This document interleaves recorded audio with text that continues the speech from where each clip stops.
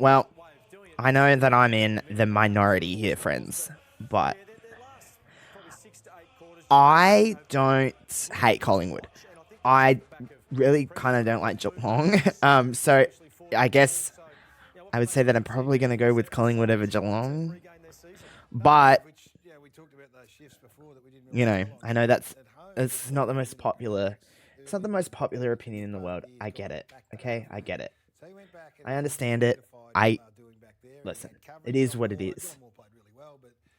But yeah, we're just gonna hang out, watch the footy. It doesn't start for another, as you can hear.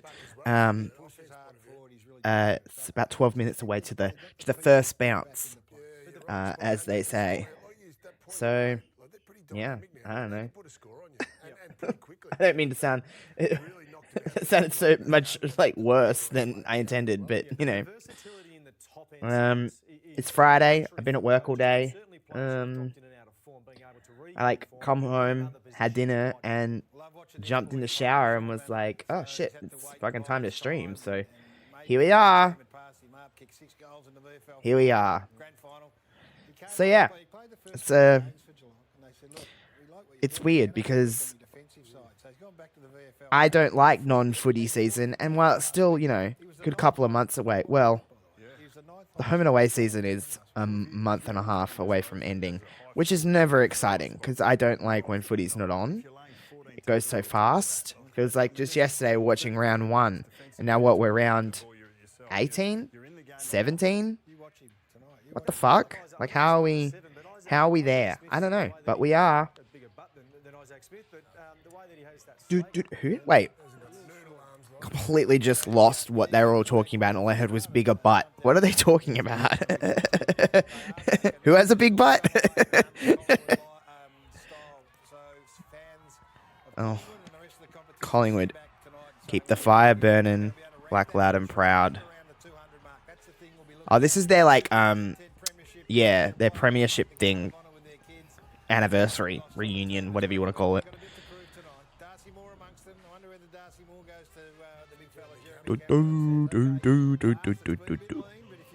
Collingwood forever.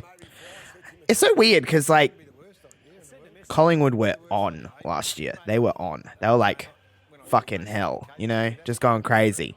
But this year, it's been, well, a little bumpy. It is round 18, by the way. Okay, I was right. Well, that's good to know. I was right about something for once.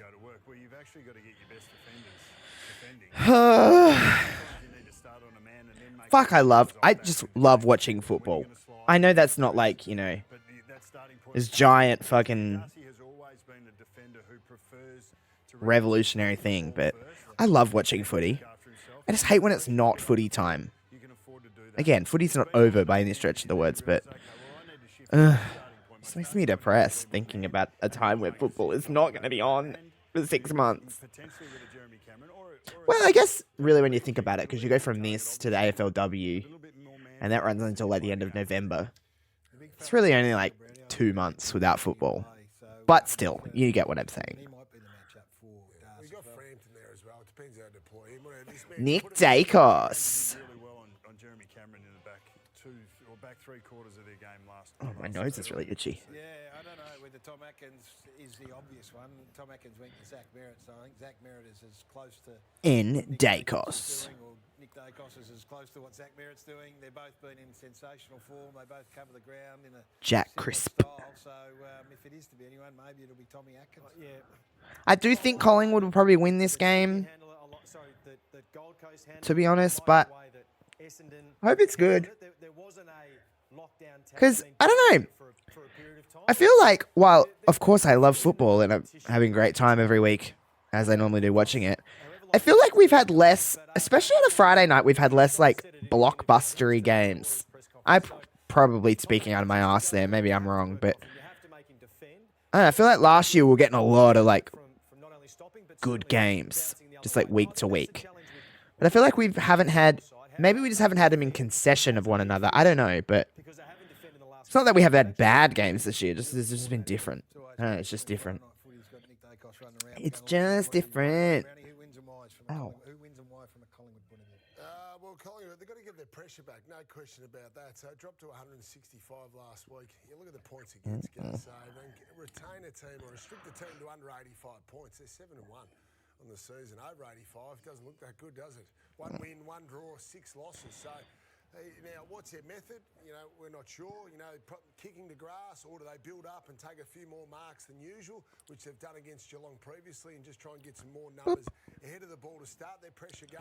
So I look at these people and I'm just like, you need to start with the mindset, guys. I would do a slight part of their warm up and be like, I'm done.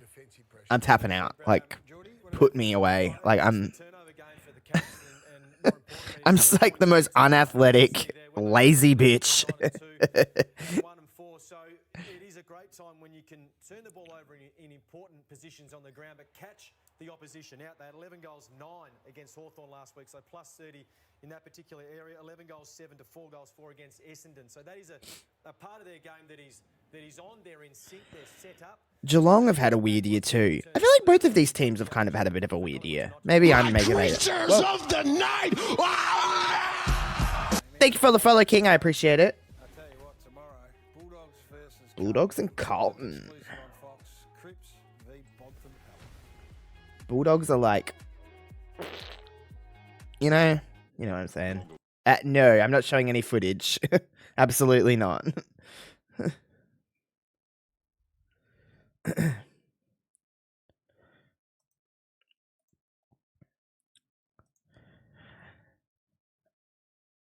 No, they don't. No, they don't.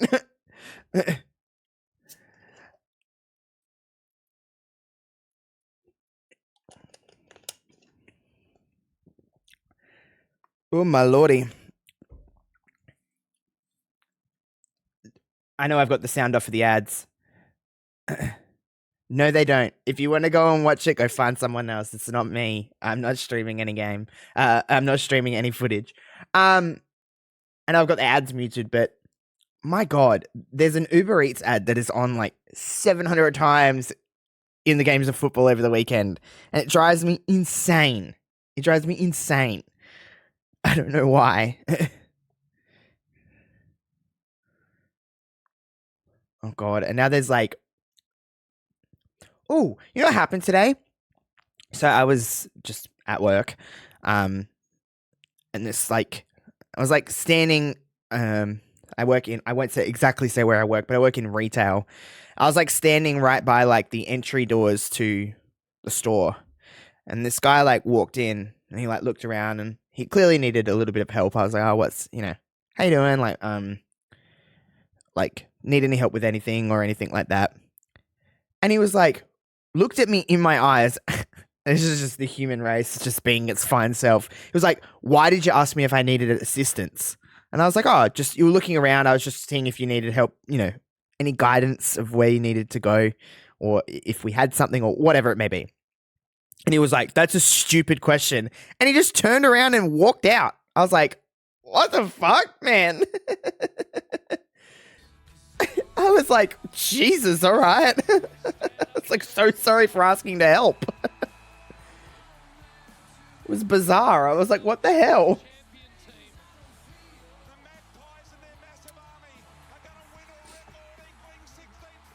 16 flags. The grand final was good last year. I kind of, listen, again, I know people hate,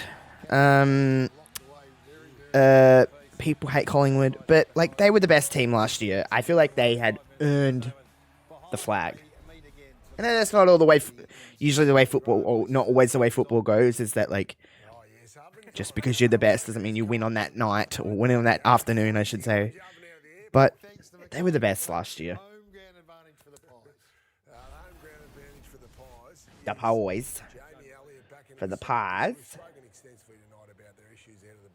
A lot of injuries there, but this man can help now. He's not the biggest guy, but he's certainly going to help him in the air. No question about that against a very good Geelong defence who can take intercept marks. So can he take mark of the day? Well, at least if he can just get it to ground and contribute to the scoreboard. Jamie Elliott has kicked goals in 16 of his last 20 games in the MCG. Oh, wow. There you go. Good for you, Jamie Elliott. What is underrated is his leadership. leadership. He's actually, his voice and his organisation in that front half would have been sorely missed for the time that he's out. He's missed a lot of footy across his journey. So, Good for Jamie Elliott. You know what I'm saying? Good for Jamie Elliott. Jordan alluded to it before. That was noticeable at the ground, wasn't it, last week, boys? How quiet they seemed, directionally and communicating with each other compared to Essendon. Yeah. So that would be an area of concern. I ate too much at dinner time. Oh my god. I mean, you just like eat too much and it just like lingers for so long, and you're like, oh, I'm so full. But also, like, I could eat like a tub of ice cream, but I'm not going to. But I could. Do I have ice cream here? No. I don't really keep lots of sweets in my house because sometimes that's dangerous. That is dangerous because I just eat it all. What's going through their minds right now? Are they playing to regain credibility for the now? Hell yeah. Look at them all. We're running. Deep into this, finals campaign. You have to be in the now. Well, because if it doesn't, then that's what last week looked like. That halfway through the second quarter, it all just a bit hard. Minute 46. Come on, get the game started. I hope this is like high intensity kind of game. You know, yeah, lots of goals, back and forth. That's all we want, right? It's always what we always want, but. They need to start well and they need to maintain that rage. It is a challenging game. They definitely be focused Darcy. on what they need to apply. Darcy Moore. Result this week. And how much of that focus is there is going to dictate their performance. And we look better energy, guys. They come off a 6-day break and a hard game against Patrick Dangerfield. and it was physical. So maybe that contributed to I think Collingwood are going to win. It's a Collingwood game, so it will most likely be close. But I'll say Collingwood by 8. Collingwood by 8. That's my final tip. Probably going to be very wrong. Jesus, that guy really flicked that coin. Holy shit. It like went... Let's go for a big night. Just a rhetorical question. Aaron, hello Aaron. My dude. Well, see, you doubled my prediction, so that's fine. I hope it's a good game. Because, same before. I feel like we've had some stinkers on primetime, like Friday or Thursday nights this year. Again, I could be talking out of my ass, but...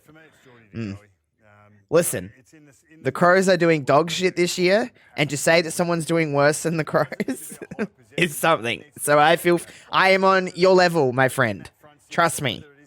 I understand all of your dilemmas that's going on in your brain with Richmond, because I'm feeling it too. Not with Richmond, obviously, but... Whew, poo, poo, poo, poo, poo, poo, poo. Poo all over the poo, poo, poo. He might be the favourite for the Rising Star and string some really good, solid form to the back end of this season. He was outstanding last week against... I just love a player that can cut the angles, so nice and... Okay, Jordan Lewis. And got great cool. Vision, basketball background, great vision. Awesome. Not for him on the MCG. And when you get that sort of improvement from within your group, then that makes a hell of a lot of a difference. I'm going for a young man by the name of Lawson Humphries, panned high in the edge. Yeah, Pies always have you. Well, not always. You watch it be the one time where I'm fucking streaming and watching along that we just have this shit ass Pies game. But Crows play tomorrow night. They play St Kilda. This is Collingwood and Geelong. What's up with the fucking audio? Why does it sound like that? Is that only on my... What the hell is going on? That's true. That's true. The fuck is going on with the fucking audio? Is that just on mine? What's going on here? Crows. Unfortunately, I wish I could fucking agree with you, but... that they are horrid this year, Crows. Not horrible. Well, pretty horrible. Okay, yours sounds cooked too. That's all right then. I thought it was mine. I thought it was just on my end. AFL, get your shit together. Are you watching on... Aaron, are you watching on KO? Because I'm watching on KO. Or is it Channel 7? What? That's so annoying. That audio is driving me insane.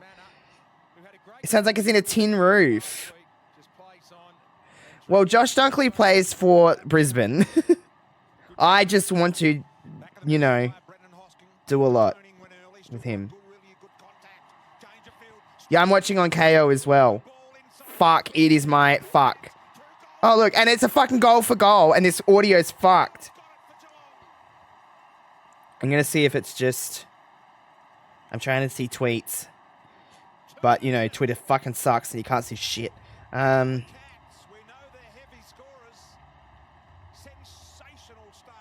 Yeah, with the commentators sound fine. It's the crowd. It's the audience that they've got. Geelong are on one tonight, apparently. 2 goals to zip. You can see there the experience from Dangerfield, just holding Pendlebury off, and he's knowing where the ball's going to go. The commentators are... Over the years, as soon as he's got grass in front of him, good luck catching him. That's where Geelong was so good. What the fuck is going on? These fucking audio bitches, get your shit together. I've got sound going through the stream, obviously. Obviously, it's quiet, but... What the fuck?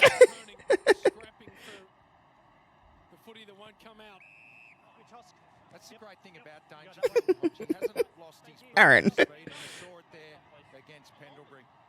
Yeah, you're on Fox because of the States. Yeah, it's... Oh, my God. Get your shit together.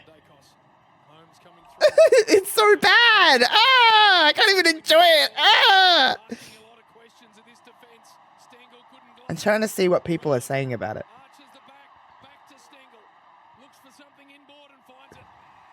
Oh my God, it's getting progressively worse. Oh! Wait. They're just hunting the ball better early in this game. Only one I think they fixed it. for Collingwood. This is at the MCG in Melbourne. Half. They're already 9 for Geelong and 6 of them contested, so they're hungry. And they're winning it at ground level. Hey, Aaron lives in Melbourne. CJ, you better... Yeah. Melbourne's like my favorite city. Adelaide clear. Holy shit, Geelong! 3 goals to zip. Dunkley's been great. Plays elite footy for a good team. big dog dunks. Listen, Adelaide, I am allowed to talk shit about Adelaide because I live here. And I think it's a fucking boring ass mess. But if anyone else comes for Adelaide, I get my fucking claws out. Big dog dunks. Okay, the audio's good now. CJ, oh my God. Yeah, Collingwood are washed. What's going on? From Stengel, he could have had a shot here. Selfless mindset, top of the goal square for Neil to start. Well, he had 2 last week. He started off with 2 early ones tonight. What about the opportunity here? Oh shit. Fucking hell, Geelong are on one. 3 tonight, all goals. Maynard with a double-handed punch away, but the Cats are going to come again. Myers to Atkins, goes backwards, finds a little bit of time. They reload and go again. Myers. That was a throw from fucking Josh Dacos then. But whatever. I digress. God. I'm like trying to remember that I'm on stream because I'm like, oh, I better fucking speak. But like, I'm trying to watch. My eye, I can tell my eyes are moving a lot and I don't like it. Ooh. Oh. High. Oh, okay. Or not.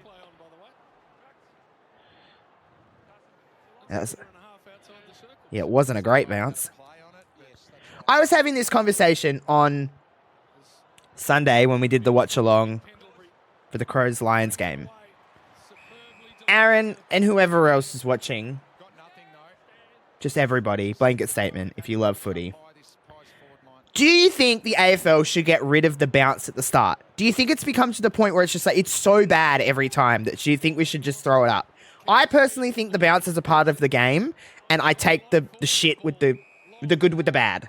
So, like, when you get a good bounce, it's great, but when it's shit, it's shit.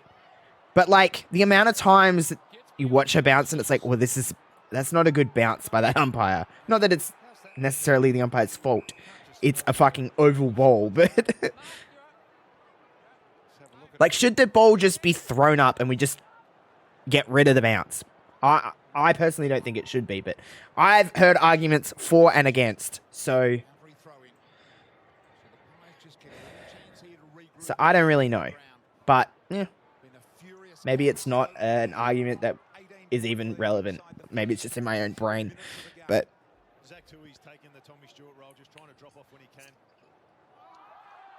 Schultz, Pendlebury, deliberate little ball. Elliott, Lipinski around the corner. oh, he got it. Nope. Now the sound is gone. Great.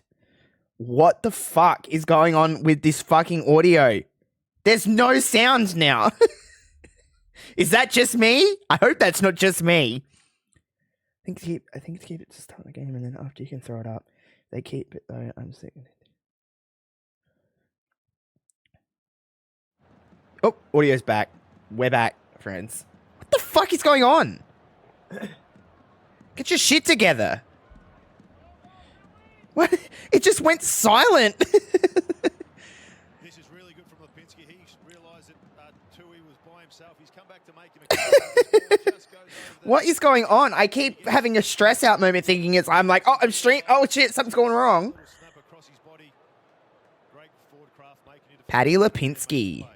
He is a, like, objectively, he is like a good looking human being. Like the way his face is structured is like, what the that's not fair. You love having a fucking good dig, don't you, Aaron? It's great.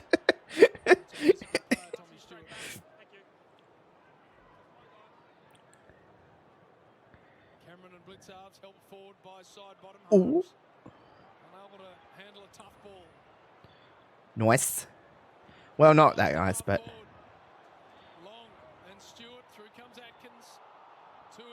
oh, I have so I love footy. Everyone knows this.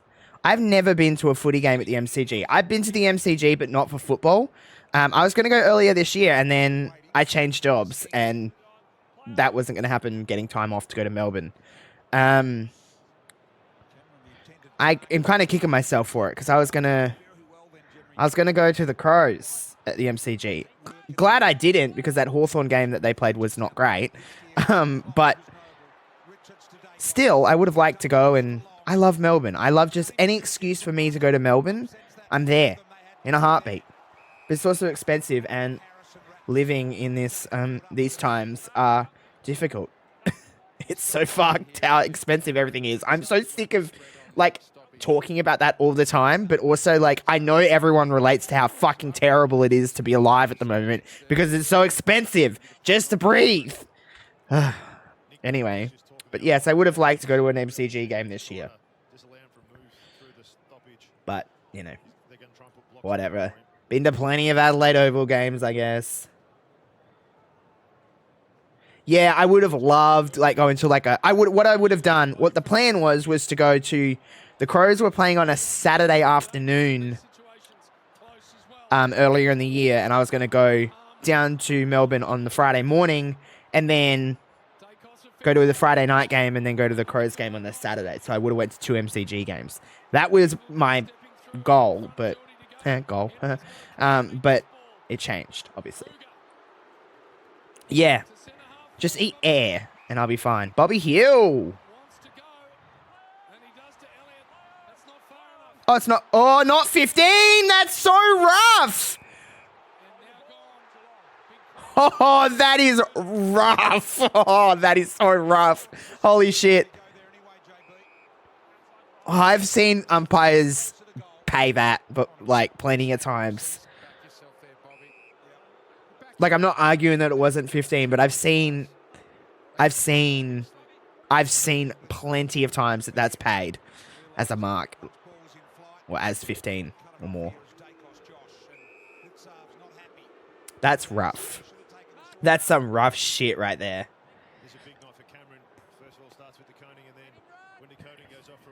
By the way, is my audio all fine? My levels are fine and everything like that, Aaron, or whoever's listening. Nothing's too loud or anything. I've got the Obviously, the game fairly low, which I like, but Good use of the body here from the big fella in Neil. Blitzoff sees it over the line. Collingwood, so interesting. Collingwood. It's and are you a Collingwood hater, Aaron, or do you see the vision with Collingwood? I know a lot of people hate Collingwood. I feel like this nation doesn't hate Collingwood as much as they used to, but people genuinely don't like Collingwood. I'm not on that camp. I don't mind Collingwood. I think their brand of footy is rather exciting because I love close games. There's nothing better, especially that comeback at the end. But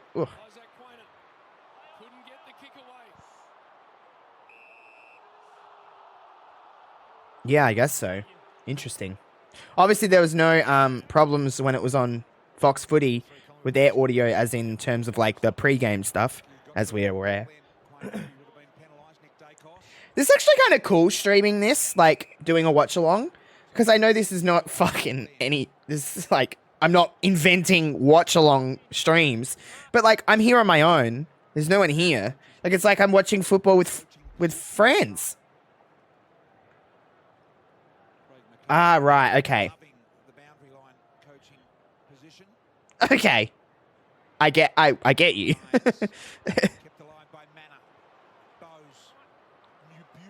Oh. Oh, ball. That is. Oh, I know it'd be that bitch, but that was ball. Oh, Dangerfield. Kick it. Oh my God. I love watching games where I'm just neutral. Again, I probably like Collingwood more than I like Geelong, but like I love it. There's nothing better. There's no emotional damage that I can do myself whoever wins this. It doesn't matter. It's great. I love watching my team play, but like sometimes, whew, girl, I am just having a good old time, you know?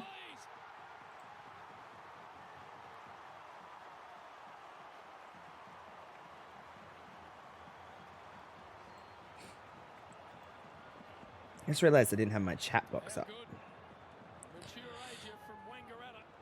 Wangaratta. Yeah, it was a good goal. I seen it in the corner of me eye. In the corner of me eye. Aaron, every day that I get older, people look younger and younger. Most of these, well, not Geelong, because they're fucking all 46 years old. But like most footy player, or most athletes, I should say, all are 14 years old to me. I'm like, you are not, I don't even think you grow facial hair at this stage. Like,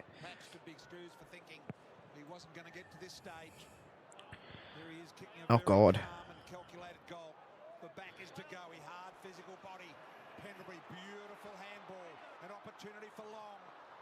Oh, oh, oh, oh boy. Oh, they're back in it. Look at that. Just like that. Bam. Pies are just ridiculous. Oh, this is where. Woo! This is going to be fun. I can feel it in the air. Hell yeah. Woo. Wow. I fucking hate BT. Everyone can get on my ass for that. I don't care. I don't think he's good. Sometimes it is funny listening to him, but I just don't think he's that good of a commentator. Shut up. Coming from me, who literally doesn't do anything but talk, but whatever. We've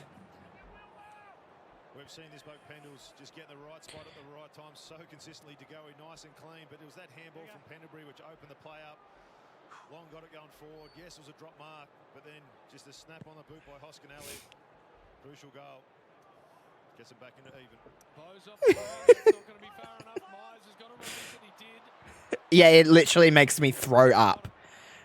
Long, back two side bottom. Not so much for you, Aaron, but I look at these dudes that are like 20 years old, 19 years old, and they're running around, they're all fit and everything like that. And I'm sitting here contemplating after just having a giant dinner of whether to make popcorn in a minute, to eat popcorn. because I'm a fucking lazy fat fuck. It's awesome. In front to Koning at the back, did it well. Got the kick into a really dangerous spot. When he goes, wow. Was it high? Yeah, BT used to be good, but... But I am in a bit of a... I know a lot of people don't like him, but my favourite footy commentator is Dwayne Russell. So I don't know how much of an opinion you want to take from me on who's good or not with commentating in football. Because I like Dwayne Russell.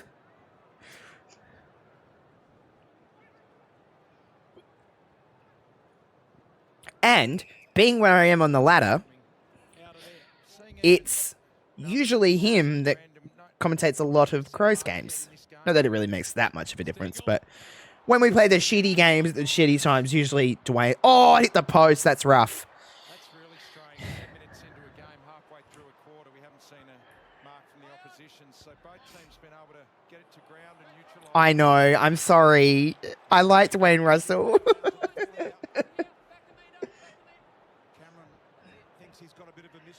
I know. I'm sorry. I really like him. I think he's a good commentator. He gives me... You would understand this. He gives me wrestling vibes. Not to say he would sound like a wrestling commentator, but there's some of the stuff, the way his sentences flow and stuff. So maybe it's just familiar to me. I don't know, but I like Dwayne Russell. Get off of me. This is my stream. I can say what I want. This is a safe space. This season have been ridiculously good. Long, noble.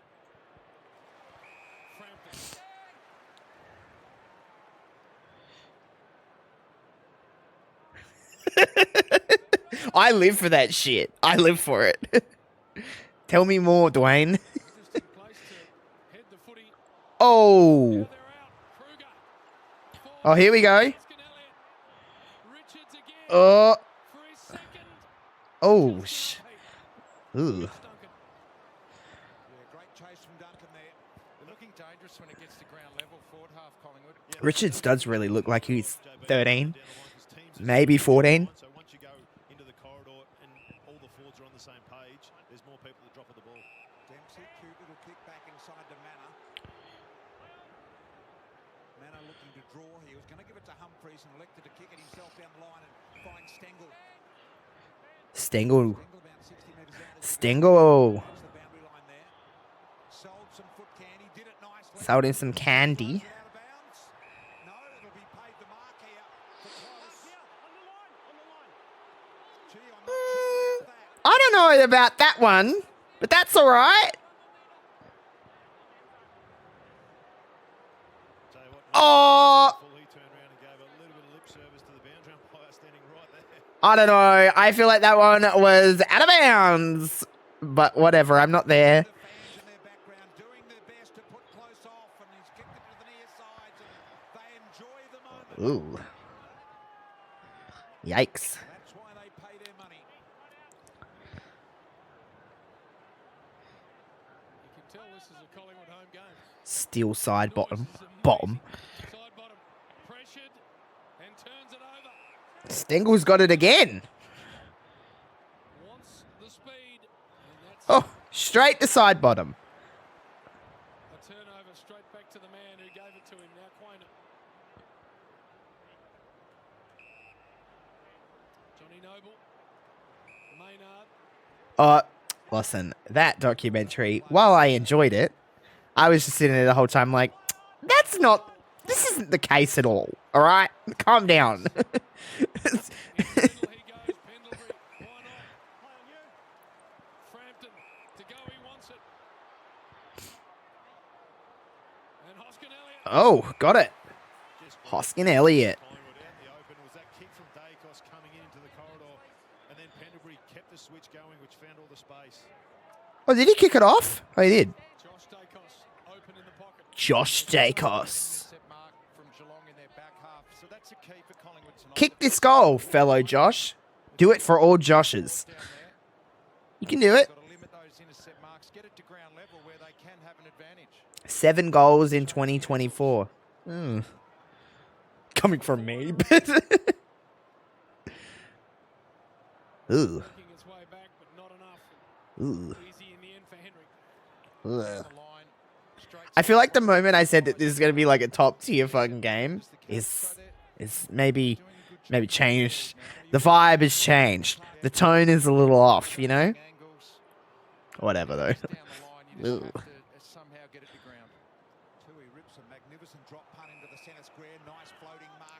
Aaron, how often do you get... I don't know, obviously don't dox your location, but are you, like, rather close to the city of Melbourne? I know you're in Victoria. But, like, do you get to games often? I do see on your... Probably on your snap more than anything, like, of you at games somewhat. Yeah. Aaron's a spuds we need to lift. Actually, there is some good Joshes.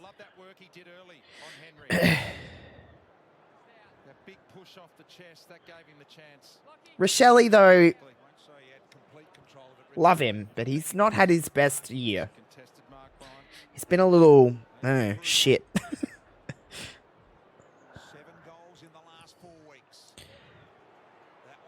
Oh, God.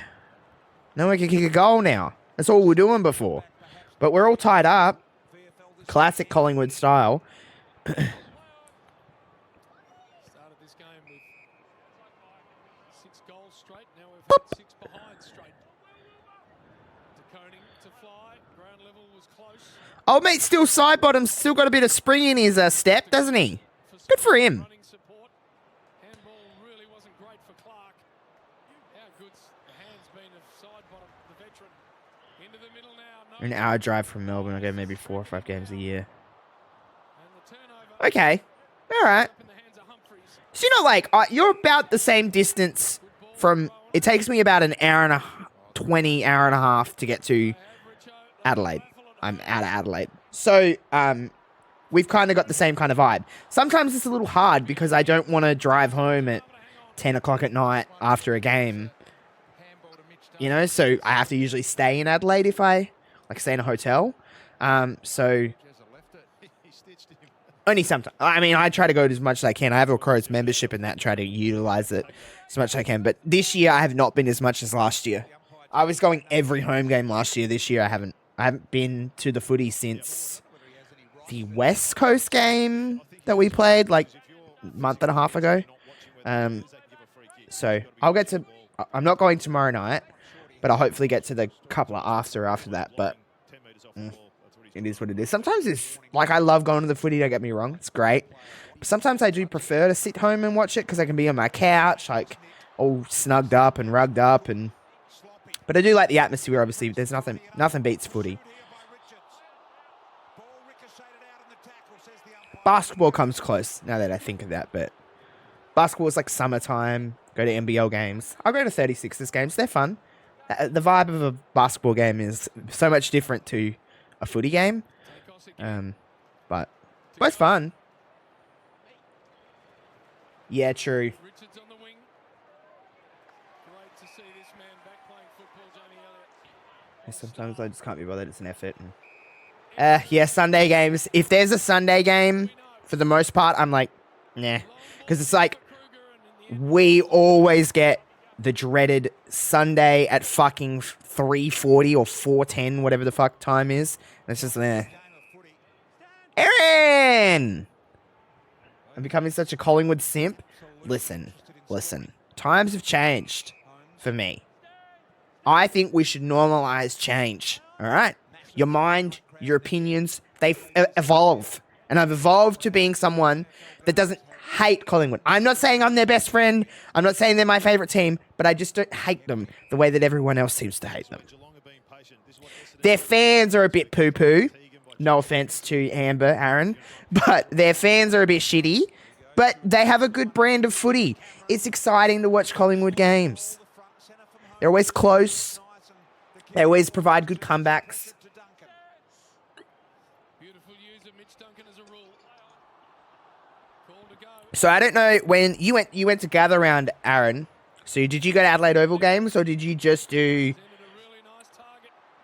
Norwood Oval and stuff like that? Or did you go to, or have you been to the, my question should be, have you been to the Adelaide Oval? That's my question, I guess. There's yubbos. Because when I go to the Adelaide Oval, I am on the hill. So I don't actually, you know, I don't have a seat. I just stand on the hill.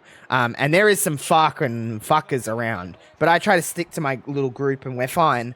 But, you know, whatever. Oh, yeah, your Swans are fucking flying, no pun intended. They are... It is like Sydney and then every other motherfucker is under them at the moment. I don't know what the exact ladder... I know they're number one, but I don't know point-wise how far they are in front. But, ooh... I'd like to see Freo win the flag. And they rep my favourite colour, purple. I love the colour purple too. Listen... To the point of Collingwood being a very exciting team to watch, I think Freo are boring as all hell to watch, but I don't dislike them. And I wouldn't be opposed to them winning a flag, just to kind of get it. Went to Norwood where Richmond played Saints, then finished Hawks Pies. And Adam was there on the other side behind the goals opposite the hill. The hill is a vibe. If you like to have a few drinks and get a little loose, it was a good time. Carlton is second with 44. Yeah, all right, yeah. So there's a clear distance between Sydney and number 2 being Carlton. I think I don't like Carlton. We did not beat Sydney. That was what, back in round 3, if I'm not mistaken. Perhaps it was earlier than that. Maybe it was later. I don't know, but Richmond did beat Sydney. And Saints beat Sydney last week, which I was real surprised about.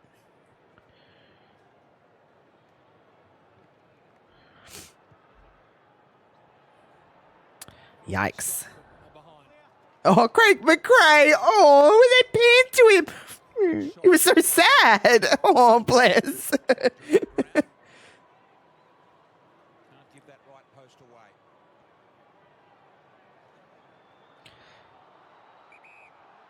Carlton play tomorrow afternoon, I think. The Bulldogs. So my team obviously play tomorrow night. We play St Kilda. We're at home, but I don't know how that will go. We won last week, so... No, we didn't. We won the week before. We nearly won last week. Who's in the last two and still way ahead? They dominated. No, it was round 3, yeah. Oh! Jamie Elliott! Big goal. Well, maybe you're the good luck charm, Aaron. For the Tigers. Yellow and black. And the man that's been missing a lot of footy gets a lot of love from the team. Jamie Elliott has a weird shaped head.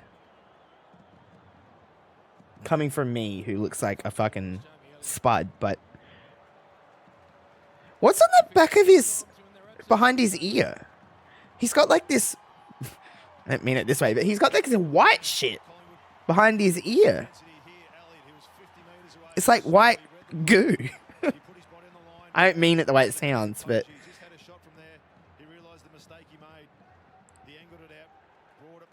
On his right side. Right, left, right side.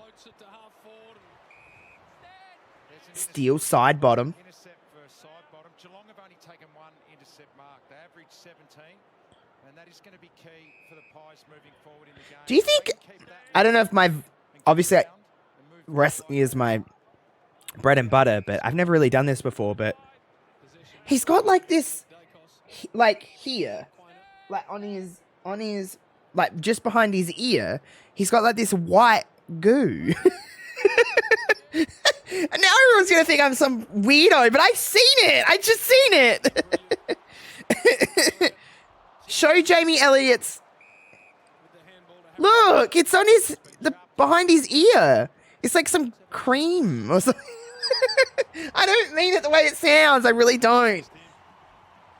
Hawthorn Freo tomorrow at 1. Ooh, that wouldn't be... I mean, that would be all right. No. Oh, they panned away. I'm so annoyed.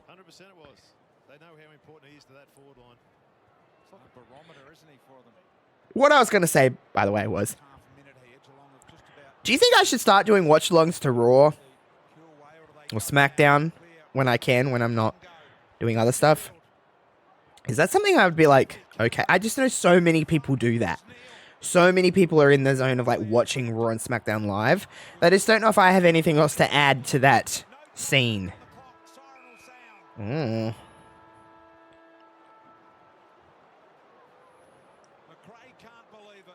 Craig McRae is stressing. He seems a little stressed. I don't know.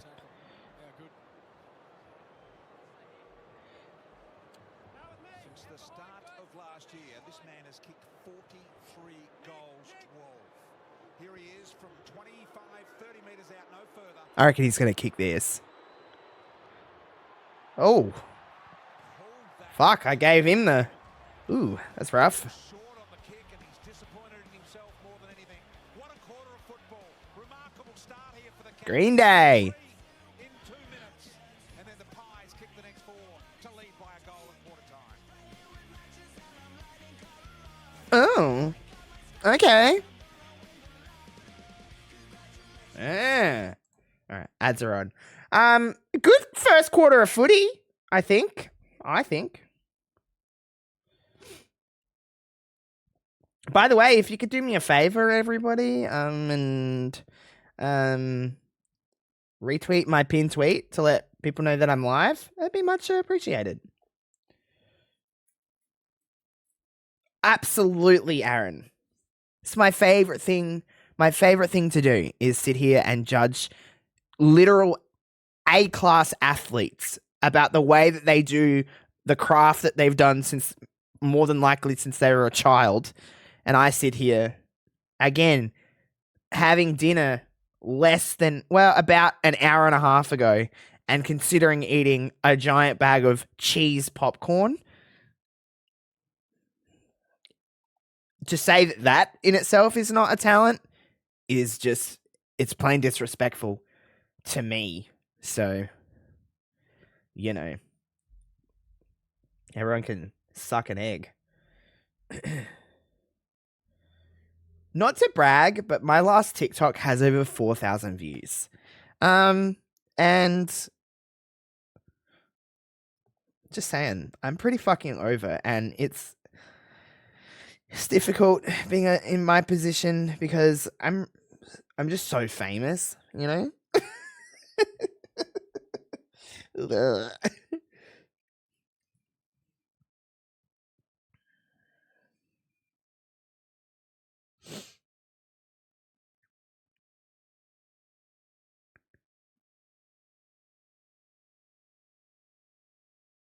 Whatever. Oh, this ad again. I know I've got the ad muted, but oh, he just broke the car. That's so rough. Shit. So I'm looking at my analytics on TikTok. I don't know why I'm on this train, but I am. And I used to have more male follower ratio. Used to be 60-40. And I have just recently discovered that I now have a more female ratio than a male ratio. Yeah, more female percentage in the ratio. I don't know how to say that, but you know what I mean. More women are watching my content than men. Put it that way. So, maybe I should get a girlfriend. Anyway. Does anyone want to be my girlfriend?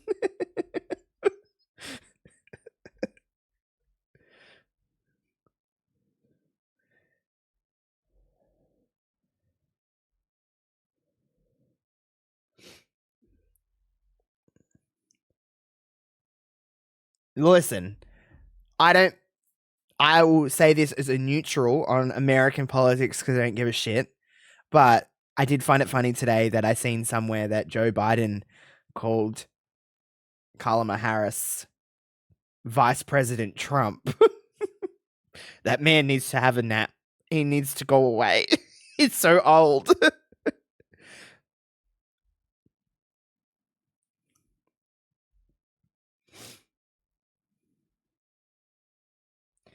Bum bum bum bum bum bum bum bum bum bum bum bum bum bum. Oh, better put the sound back on. There you go. Geelong Footy Club here. Manor kicks the first goal of the game, and then the ball goes back in the centre bounce. Dangerfield streaming out. Darcy Moore goes bang off his man over back near. My watch. Josh, you can close your exercise ring today. Just a brisk 31-minute walk and you're there. Fuck off. I'm streaming. I'm not going to fucking go for a walk. Would you like me to fucking take this on my phone and stream from my phone? Go for a walk in the dark? And y'all can watch me. So dynamic, so +4 clearances, +3 goals in the first 5 minutes. By the time we got back upstairs, it was on, and it was like, gee, Collingwood need to try and arrest momentum, and credit to them, they certainly did that. They did. That just happened. That was Is there anyone more boring to listen to than Jordan Lewis? to move the ball from the back half. D50 to forward 50, 50% for the quarter. Yeah, so that is the change. The direction in which that ball went is the change. Geelong was setting Like, he's just... down the line kick. That kick He just in the has... middle of the ground allowed Like, you to do what... two things. He Allowed just you to says words. rove around that 360 degrees around that contest, but it was unpredictable to the Geelong defence. So their transition has been a big feature, and at the moment Geelong haven't been able to run Wonderful. or stop it. Wonderful to A know. couple of big matchups too. So Quaynell's gone to Jeremy Cameron. Isaac Quaynor. First quarter. Ned Long's gone to Tom Stewart. Stewart had 2 touches. His first came at the 25-minute mark of the first Jezza. quarter, and it was a back Jezza end. Cameron. Those players, these 2 players have had no influence Tommy on the Stewart. contest at all. Will Hoskin-Elliott's the highest rated player on the ground. 6 touches, 5 score involvements. Yeah, so he's, I'm not too sure, playing maybe a role on Max Home to stop their run out of half back, but yeah, he has been that high half forward. It's interesting the way that their forwards have set up Collingwood. They're not allowing Geelong to own the back space, so they've kept it forward really deep, which is trying to stretch their defence. Yeah, I think they're prepared to try and run them too, and really get back hard and see if they can't get over the back and just test the likes of Mitch Duncan, Phillips. Yeah, I think the other thing, if you're talking from a Geelong point of view, clean up your mess, clean up the mistakes. The drop marks inside forward 50 have cost them goals. And the Colin Jasny mark that he drops in the back half cost them a goal. So at least 4 marks inside 50. Dangerfield started the game well. Second quarter. 2 greats for Incoming. Atkins has gone to Nick Dacos and done a pretty reasonable job as well. We'll see you at halftime. Cameron to Koning. Atkins coming off the line. Dangerfield will get a free here for high contact. High. Ooh, okay. Quick release. Stewart inside 50. Cameron. Oh, Jezza. Full understanding between the leader. All right, Jeremy. You can do it, brother. Over squeeze of the ball, he normally does, and then run around and He's going to kick it around the corner. try and draw his club level. Has he got the trip? I'm not sure. Ooh, touched, I believe. Oh, we're going to go to the old score review.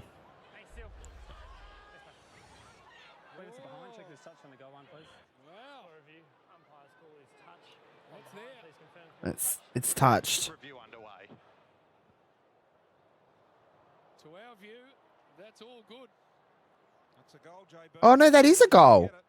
Because it's over the line. Should be pretty quick, this one, you'd think. No, yeah, it's a goal. My dumbass thought it was touched. That's enough there. Yeah, it is. Yeah. Looking at these angles, we can see the whole of the ball has crossed the back of the goal line before being touched. Yeah, no, it's a goal. Eat a goal. And we are all tied up.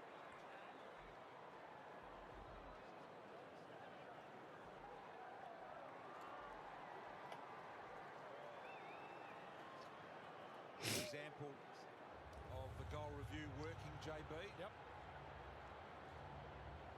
Yep, it's clear. Do it quick. Yep, and that could have easily gone in the normal situation, would have been missed, and we would have all been whinging for a full week. The whole week, all the shows and all the talk back. Perfect use. Jezza just giving that hammy a little flick there. Keep an eye on that. Oh, no. From Neil. Have a look at this here. He, does We're all tied up again. 29 to 29. 4 goals, 5. Both ways. It's always had pace. Stewart's a beautiful kick, puts it out in front. But take that back, give that as a goal assist to Shannon Neal. Really good stuff between the 2 key forwards. And Richo, you're just seeing that Jeremy Cameron, just a little stretch of the hamstring there. We'll keep an eye on him. We think he's okay, but He did give it a grab though, BT, after the goal. BT. Out of the middle. Here they come again. Neil's up there. Juggling attempt at mark.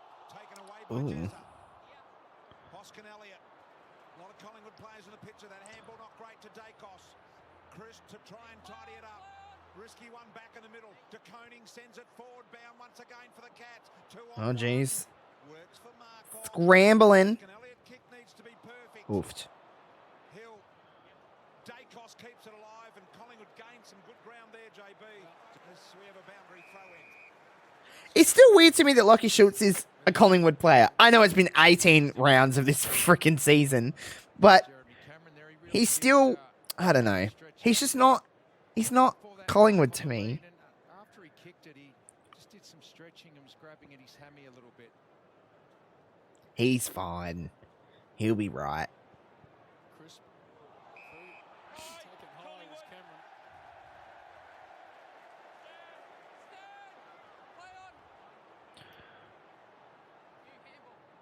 All right. Josh Dacos uses his brother.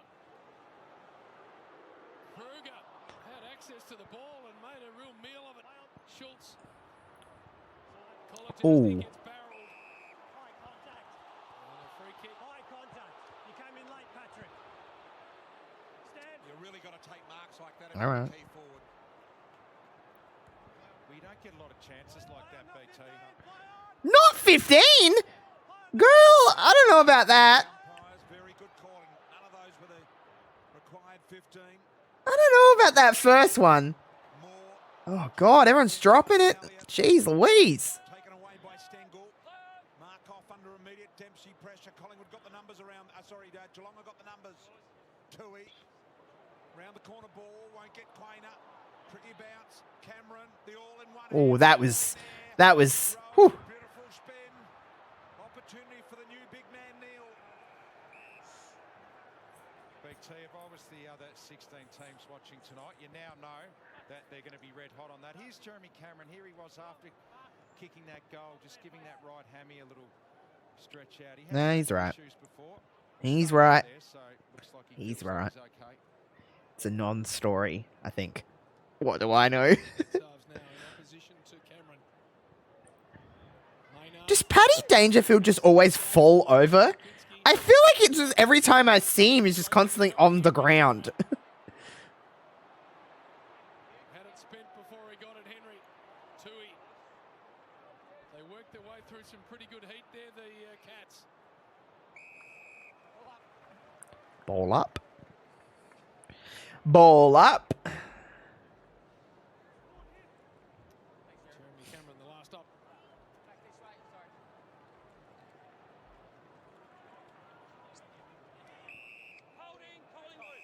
Holding free. Gonna go Dacos' way.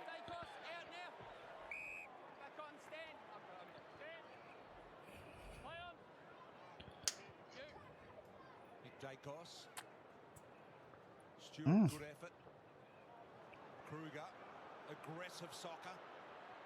Tui clearing the path nicely for Kolajasny. Got through them. Stewart's got to keep going. Ooh. That was excellent from Kolajasny. Come from the other side of the field. Come off for Elliott. Around 30, 40 metres. Oh, Lockie Schultz Make sure is... that ball didn't go any further. That's why Geelong's defence is so stable. Maybe winded Lockie Schultz. Yeah, I think he was just winded. More serious. Here is Nick Dacos again. Used his body to protect the ball and the perfect tackle. What a tackle from Coles. Perfection. And has he done a hamstring here? Oh. Just grabbed at that left hamstring in that tackle, so I'll keep an eye on it, but I assume he's going to be coming straight to the interchange, which is only a couple of metres away. Oh. Absolutely done it. He's in pain. That's interesting that he's running on to play. Can't be Oh. at this stage, JB. Manor a long one. It's Nicholas Dacos hurt his hammy. Breaks through the tackle. Oh. And slots it. Fucking everyone's going down. Jesus. It's a car wreck. Two on the back. Every time they cut to someone, they're just like dead. And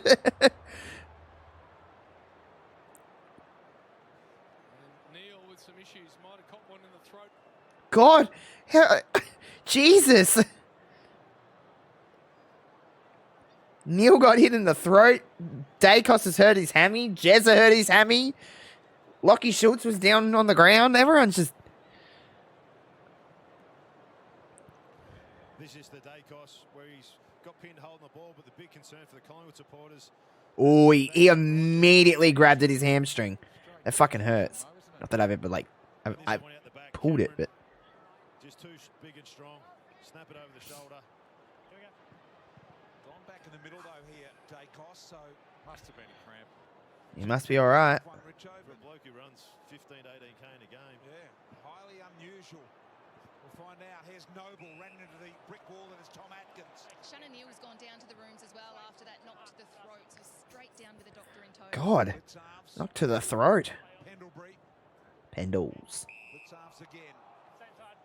Same side. Pickle juice into him, Brian. Yeah, Dacos seems fine. Brian Nick, Myers that is. trying to find Manor. Far enough here, Rowan. Hoisted high. Cameron the hot hand. Pendlebury getting back to help the defence. Maynard a tap on. Josh Dacos. Jesus.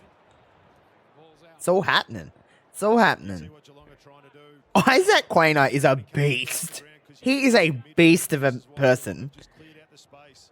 It's Cameron in the 50 by himself. Geelong trying to get a ball down there just to use his size advantage. Smack bang in the middle of neutral territory here on the wing. Cats have got the extra number at these stoppages. Darcy Moore sitting back. Dacos stretching for that. Jesus. Dacked him. Slightly uneasy, but not too bad. Stewart. Why was he wearing such colourful underwear? Not that that's, like, important, I guess, but... Elliott wins the free. Who got the free? Elliot. Clear out, Nick, please. Oh, he did, yeah. Jamie Elliott. Loves the hanger, that guy. Josh Dacos. Go to the mark. You go to the mark. Nick Dacos wanted it along the boundary. Still Geelong have a crowd worried of by 49. that hammy.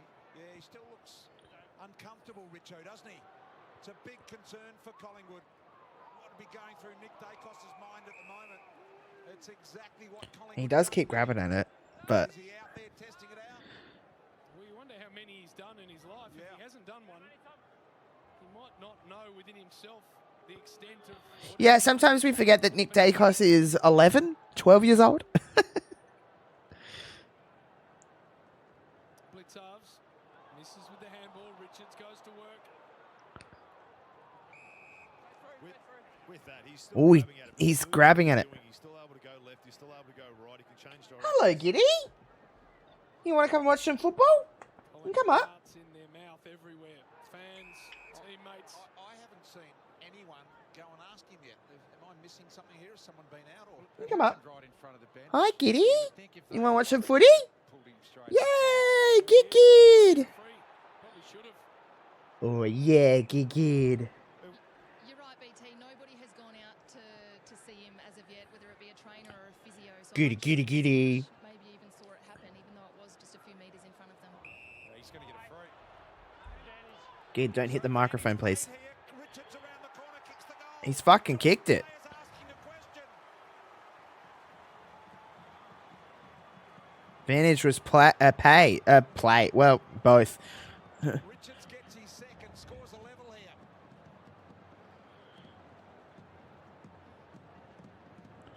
I want to be one of those trainers that bring out water. That looks fun. You just get to have your like time to shine. They kick that goal and you're like, oh, it's my time. Fucking be on. Here we go. Let's get this water to these boys. Let's go. I'm like, pew, pew, pew, pew. Getting the water to them all. Well, here is the What, Giddy? Dacos vision once again. You can just see there Brad Giddy is Collins just right off knee camera. just She's on my lap hamstring. and she is Looks as though living for her head scratches right now. You can't see, like, you can see her tail. But she's like living. Her eyes are like rolling back. Holding. Collingwood. Dacos. No No advantage. advantage. To Nick Dacos.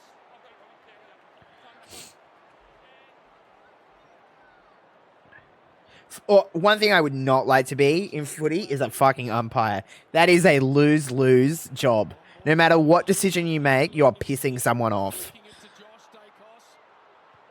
Oh, wow. So Tom Atkins has given away 2 free kicks in a row, and straight after that one, he went and had a 10-second Come up, say hello. with the umpire, asking, what he's doing wrong there. Great news for Nick Dacos. Living your life, hey kid. Are you enjoying that, Scratch? Yeah. Appears to be. Kid, you're getting in all the chords though, mate. And I'd rather you're not, little lady, because it's annoying. Dangerfield. Paddy Dangerfield. Little high. Just let Noble. A little opportunity on Clark. Oh, whoa, whoa, whoa. I was going to say. And in the end, they force a stoppage here. That was excellent by Noble, and his teammates are getting around him. That's the stuff that's got them back into the game after a slow start. Desperation acts. Is that a weird thing to do? I don't care if it is, but do you ever smell your pets? Like you just give them a good old smell, and you're just like, yes, that smells like my cat. I don't know if Giddy likes it when I do it, but sometimes I just like to smell her. That's weird, isn't it? I don't think I should have said that on the internet.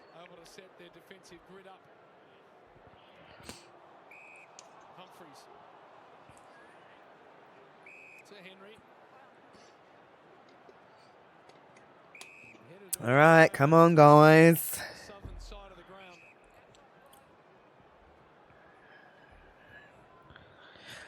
Game is obviously tight. It is legitimate same scores all the way around. So, oh, Geelong. Oh, that's a thumper of a kick there from Paddy Dangerfield. Holy moly. That was good from Cameron. That was also really good from Quainer as well. Jeremy Cameron was going for a run and jump on it.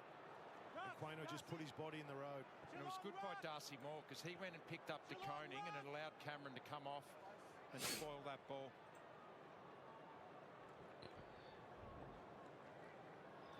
Doop. Oh my. Cameron.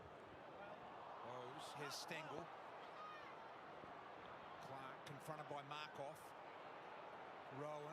Oh, Lord. Trying to keep Humphries alive. Kept himself alive in the end. Close, good, dangerous centering ball. Cameron again.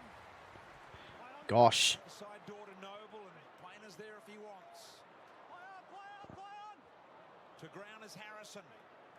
Can they get something going here? Collingwood are trying. Oh. Degoe. Jordan Degoe. Goes long, high ball on the head of Hill. Getting back is Guthrie. The fleet-footed Hill is cornered here by Guthrie. Oh, rough. And ran out of room. Rough. Kruger just ran forward. Kruger could have went across and made it a 2v1. Bobby Eel.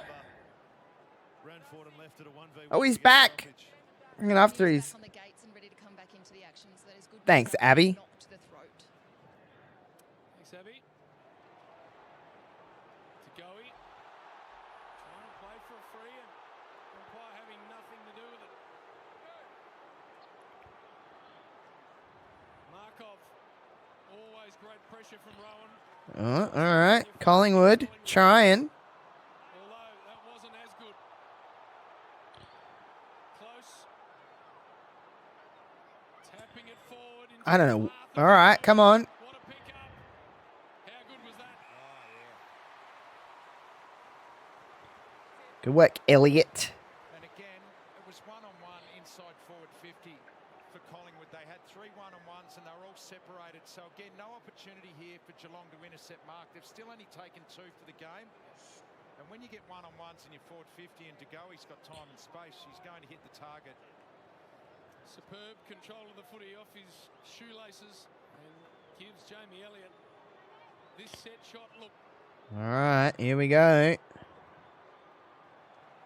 Ugh. They're behind. Or touched, I guess, in this case, but. The tap by Crisp was equally as good, but the cleanliness and what separates good players One touch. Is the one-touch stuff like to go? He just showed. Do do do do do In do. this game. Dempsey to Henry. Ollie Henry, the sub tonight for Geelong. Jack Henry out there. Guthrie. Holmes. Good kick. Dempsey. Can he go? He's got. Oh my. Oh my. Encourages Dempsey to go. Handball didn't quite connect. Side bottom with an opener through the middle to play. Go. Oh, crisp. Had the ball knocked out in the tackle. Cameron gets his body in the way, and eventually the Geelong numbers clean it out with Stewart. Got a lot of work to do here. God, side bottom's been good. Dempsey did brilliantly well to get it to Dangerfield. Inside go the Cats again. Front and centre close. Dribbles. Oh, he's got it.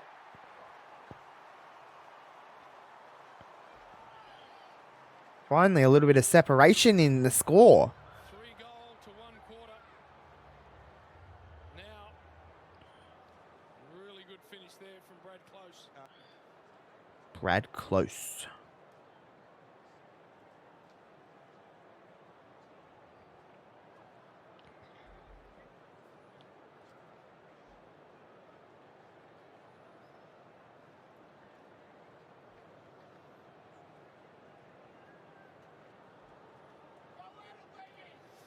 Just really good here from Close. A great kick from Dangerfield into a dangerous spot.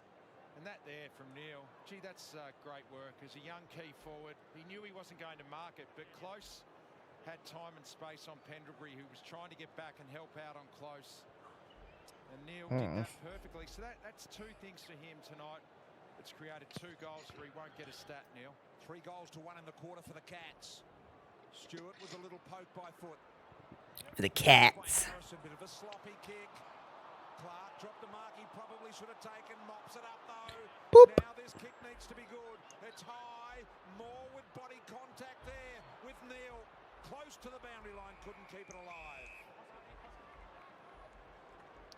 Tim Horan, of course, here tonight. The former Wallabies captain.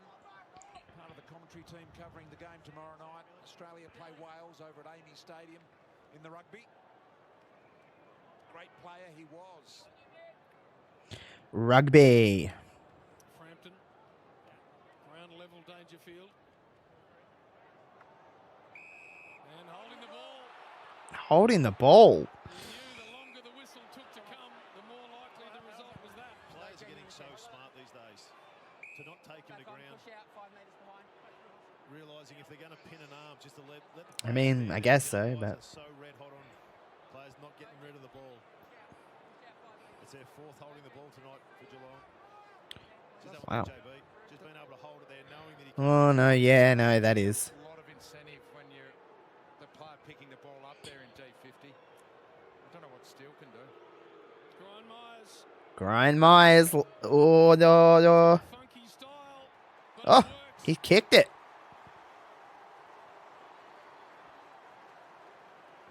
A funky style. That's a 4 of the last 5 interesting way to describe this. for Geelong.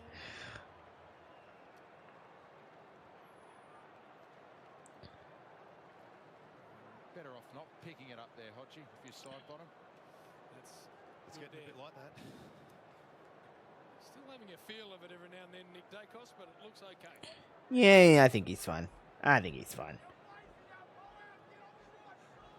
Jesus. This is the one as the ball gets side bottom picks it up, but I think the umpire just wants you to try and throw it onto the left boot, but So he's just got to drop it, does he? Try and he kick tries it. it down.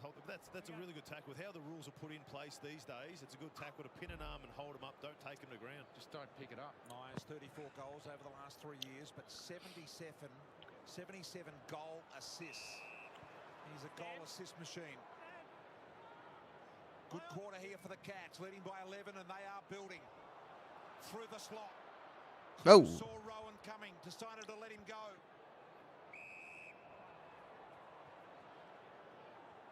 Thanks, Mark. Dominating the quarter here at the moment, Geelong. 10-4 inside 50. Umpire Robert Finley. Josh Dacos, the outside left foot here of Crisp. This will be coming back. Oh, I don't know if they should have. I don't know about that one. Oh, Lord. Richo, there's another one. It's definitely the rule of the week. Now, people say, does that happen? Well, they do clamp down on certain things, and you get your first look on Friday night. That's it. That's the one this week.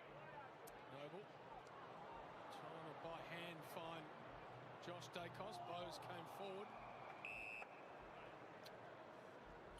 Da da da da da. Collingwood finished the first term with 4 straight. That lady was not happy. She was not about it. She was like, "What's going on here?" They may have just concentrated on it at training this week. Well, I think they've been probably told that we've got to tighten up on how far the ball's going, BT. Yes, I do think that's happened. Yeah, we've had a lot of them. Cleverly to himself, but then overruns the ball. Bowes straight back to Josh Dacos. Off a step, beautifully done. Tagoe having impact. Bobby Hill. Higher Collingwood level need to get. defenders. Oh, Never got any of that. oh. Simple in the end for Max Holmes. Geelong just got there to man the mark in the nick of time. This is what Geelong have been trying to do in this second quarter, just take a little bit of life out of the game. Collingwood score off these turnovers. They've had 23 marks to Collingwood's 8. Try and pierce their way through like this. Stewart couldn't let it go. He wanted to take that kick in the middle. What about the Hollywood handball from Noble? The pick up now here from Long and the short kick to Crisp. It was so tempting for Tom Stewart. And that's the thing, BT. Last week, Essendon were able to pierce their way through Collingwood. Tonight, Oh, Collingwood's God.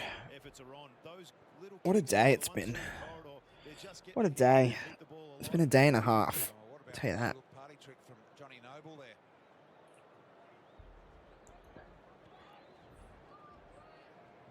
So Jack Crisp, Jack Crisp. 35 out. No problems at all. So Collingwood get their second goal of the quarter. All right, they're back in it. Up to single figures again.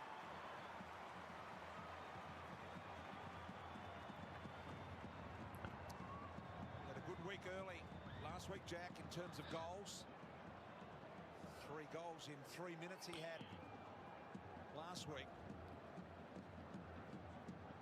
They're within 5. Within 5.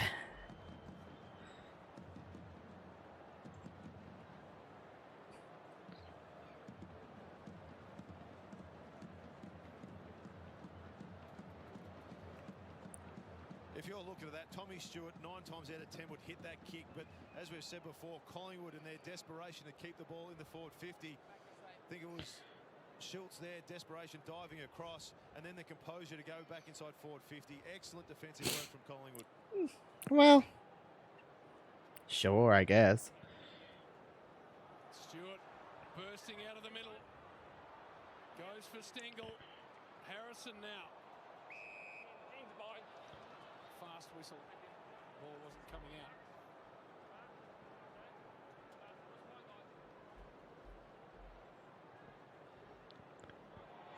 Atkins. Dacos to himself and then wrapped up. Some of these. Oh. Stewart in front. Couldn't hang on. Henry. Nicely tackled by Schultz. Last week, Collingwood had 43 tackles for the game so far. Tonight, they got 35.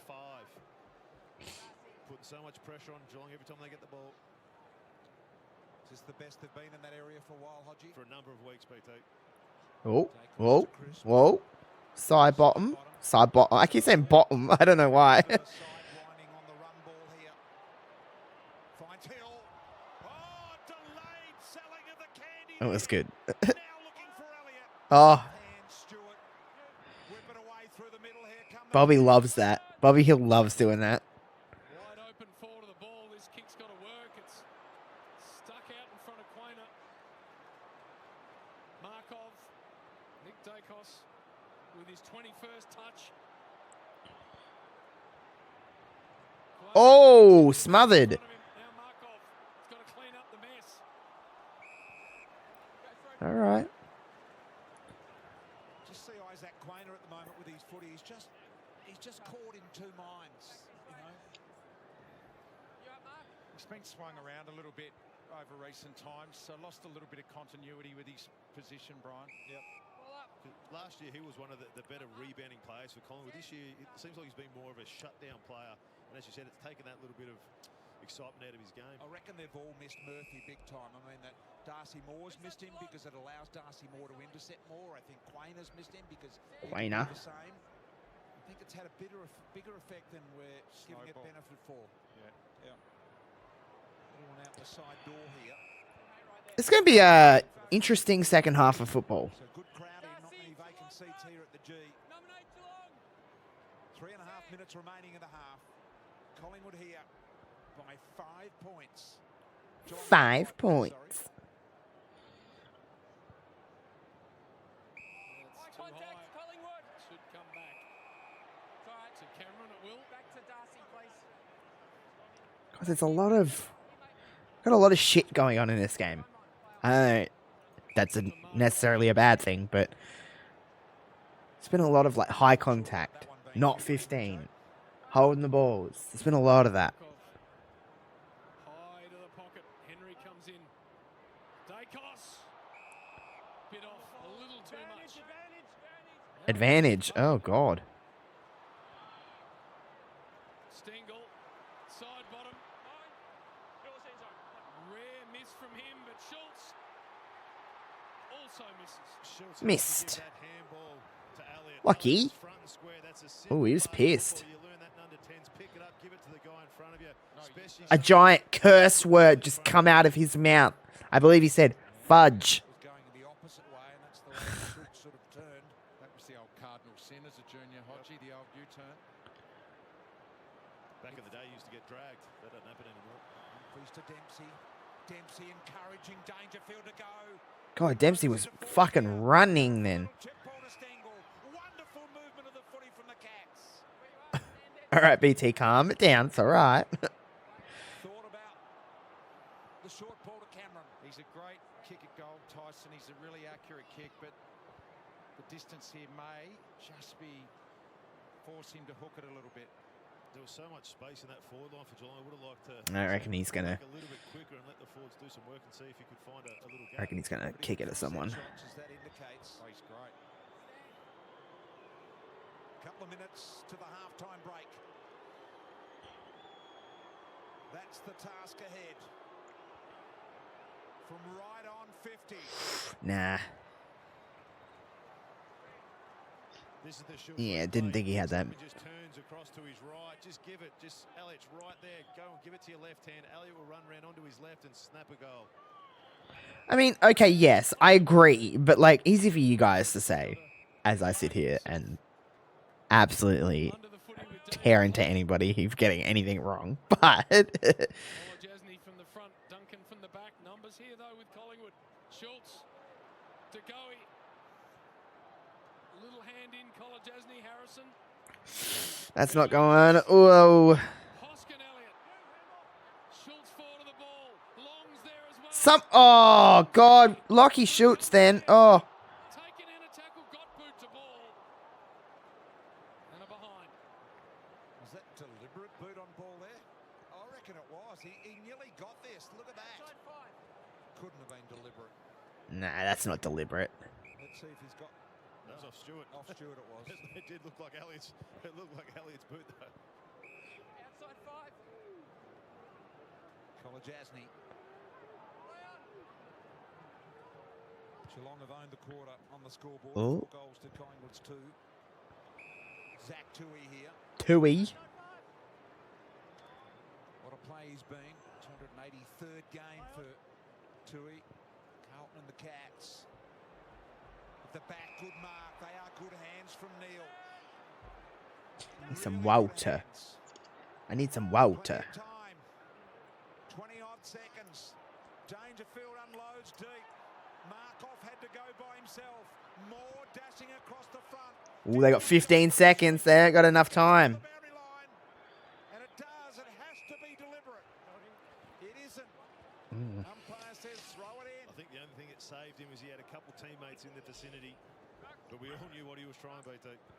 they haven't got enough time to score. But still close. This is a close game.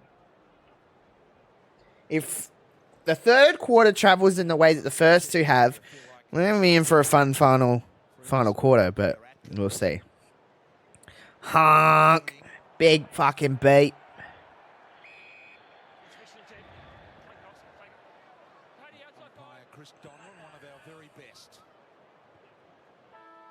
There we go. Bum bum bum bum bum bum bum bum bum bum bum bum bum bum bum bum. Gary Lyon doesn't sound very enthusiastic. Welcome back to Friday Night Footy on Fox. Brought to you by Industry Super. Great start by the Cats, wasn't it? Out of centre bounce especially. So they dominated from stoppage, which we'll talk about. But have a look at the pressure gauge there in that second quarter from both teams. 208 was sensational to watch. Slippery conditions, which would contribute to that. But I was gonna say they're slipping away. Yeah, Moon spoke about that before the game, about how it was going to be slippery, and the tackle count, Collingwood 37 already in the half, and when that pressure number's up, you know that they're getting the game that they want. Geelong seem to want to play. They're playing in between keepings off, but then they're going fast at times as well. So open game, it looks like it's up for grabs for both teams. I think once again missed opportunities. Like you even see that last goal where Schultz, the easy handball, the basics in football. I think both sides have probably left 2 or 3 goals. Yeah, the second quarter there was a Pressure too, I reckon. Yeah. So we talked about drop marks, uncontested in the first quarter, and then decisions like that where you think you're under more pressure than you actually are. So I think we've seen the tap-ons, the kick to grass from Collingwood and Geelong as well. But there's been some hot footy. I mean, Nick Dacos will look at that, but he's had 4 or 5 free kicks against with Atkins, but. Yeah, there's no easy ball there to be won. Been a hard team to score against, Geelong, coming into this game. They were as hard to score against as any team in the competition. So scores per 50 again. I thought the first quarter was crisp, wonderful. Second quarter was a bit fudgy, but I'm liking this game of football. I'm not gonna lie, it's pretty good. It's pretty good. Incredible. You don't see those numbers against Geelong. No, Collingwood have relied on this. They've relied on their inside 50 efficiency because they're simply not getting enough of the volume. Yeah. It's quality over quantity, but it hasn't got them where they want to be. They're going to need to ramp that up in the second half. They've been impressive when they move the ball, especially their transition game. So from one end of the ground, the other, the pie. So this is zero lab. And this from the first quarter, and going well. 3 goals, 4 from turnover, as opposed to the Cats only 8 points. But have a look at Crispy. So Bucks made mention of they're just trying to. What is this like? Jack Crisp. Ugh, easy for me to say. What's this? His number of consecutive game. He's climbing up the list of all timers. And getting involved in this transition and building up their marks in the first quarter. And you can see every time that goes to a deep 3-on-3. That doesn't get scored there. But when you get even numbers against Geelong, you actually take away a great strength of their defensive philosophy, which is to get that extra number. Now, whether it's Tui, whether it's Stewart, whether it's a Jack Henry who drops off, or a Blitzaz or a Ruckman who gets down there. But Collingwood have done really well at equalising forward of the ball, being able to transition fast from their back half or from stoppage. And Hoskin Elliott in particular has been dangerous as the second tall forward for Collingwood. That's the difference. So if you compare that to last week they had opportunities where they were in the corridor and they take the early one wide. Then they'd get shut down. Right now what they're doing is bringing it from the outside in, so more direct and creating more scoring opportunities. So they've been a bit braver this week, I think. It's when they look most dangerous, no question about it. We talked pre-game with the coaches and they talked about the unpredictability. So Chris Scott says, I know there's players out, but then it makes it really hard to work out which way they're going forward. They've had a bit of a spread when they've gone forward. They're going to take what comes their way. Now, Jamie Elliott's been terrific, but Lipinski's hit the scoreboard. Richardson's hit the scoreboard. Patrick Lipinski. A beautiful head of hair, a beautiful face structure. Just good for you, Patty. Buck spoke about it pre-game, and Bobby Hill, the need for him to get up a little bit higher, Geordie, as well, and just float down with the play and have Elliott as your anchor. Yeah, I reckon they've isolated well as well with Geelong. I think that the great strength of these Geelong sides is their ability to come off their direct opponent and impact. I wish I was athletic and could play sport. I was a son of a gun at tennis. When I was a kid, I fucking owned tennis. I was like number 1 on the, you had like 1 through whatever, 1 through 6 in our case, of the amount of people we had. I was always number 1. I played the best. I was horrible at doubles because I blamed everything on my partner. But I was great at singles. And then I got a job and decided I wanted to make money. I think they played to what's at their disposal, which has been impressive. And the conditions. And the conditions as well. So Ned Long goes to Tom Stewart. So Stewart's going to be a big factor coming into this. What are they going to do? How are they going to play him? So young man hadn't played much footy at all. It's gone okay. Tom Stewart was really quiet in the first quarter. He got motoring in the second. It was the last 10 minutes of that second quarter, really, where he'd done all the damage to Tom Stewart from a numbers point of view. But Ned Long, there was a novel idea, wasn't it? And Craig. Dun, dun, dun, dun, dun, dun, dun, dun, dun, dun, dun. He's one of the unheralded guys, obviously, being able to come in and get a roll. Bigger bodied as well, not a bad match-up at all. The other one's been Nick Dacos and Tom Atkins. Let's go to Cam Mooney, who's at the ground. Moons, have you seen it? Yeah, look, boys, I absolutely love what you said about the way Collingwood are going. I think Cam Mooney's a bit cold. He's got a sweater, a giant coat, a scarf. all of those type of things, but you just talk about Dacos. Now, I was lucky enough to play with a guy called Gary Ablett who got tagged just about every week, and I saw how hard he had to work to break that tag. Just being here tonight, you just get to see I like that, how hard this bloke tagging, in a sense, is back in footy, because I feel like it went away for a little while. Like that kind of, it was here and there that it was here, but like, I remember when it was like every game someone was getting tagged. But it's coming back. Maybe it honestly didn't really go away as much as I'm considering it, or thinking it did, but I just feel like we were talking less about tagging, and now all of a sudden people are getting tagged, again. shut him down, because right now I think Dacos is the one that's probably keeping them in this game. Got any, Cam? Appreciate that. So we talked about the transition game from a Collingwood point of view. The catch stoppage game is what kept them in. It was blistering the first 3 minutes, and that's been the thing that's held up throughout the first half. 37 points from stoppage. Yeah, especially with Patrick Dangerfield there. He was awesome, wasn't he? Especially early games. 37 points from stoppage. That's a big number, isn't it? So they won't want to concede that Collingwood in the second half. Otherwise, so I feel as if I know Pendlebury was Fox Footy Bangers. I feel as if it's going to have to be Jordan McGoey. Head the two big balls in there just to quell his influence. But Dangerfield. My God, I just moved up on my chair, and my whole back just went. I'm dying. Every waking minute, I'm dying.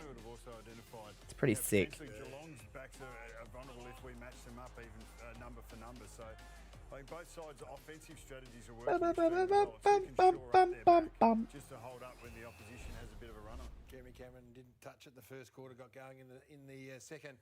There is time, just as we go to the break, there's time to celebrate some of the great things in footy. And we just saw this, all of us looked at it and went, oh, how about Ollie Dempsey in the touch? First of all, Graham Myers just gets set for handball before the ball gets there. And then watch the touch of Myers here, of Dempsey. So there's the quick handball. Watch this. They're just going to love it. That's good shit. Well, that might be the new happening. Yeah, holding the ball rule. Well, forcing players to do it more. Well, let's not worry about why it's happening. Let's just celebrate the actual act.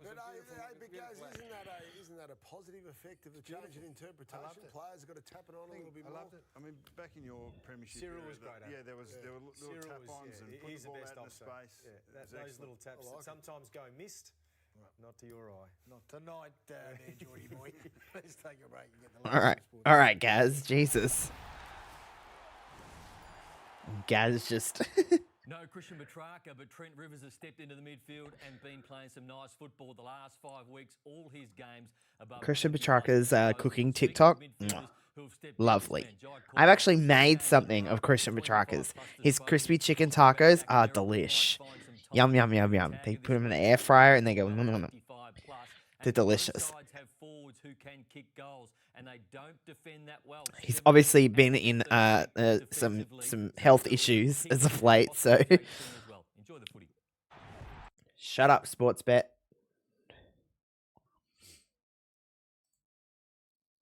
I've had a stuffy nose all afternoon. I hope I'm not getting sick. I feel like I'm getting sick, but it might be just that time of year, to be honest.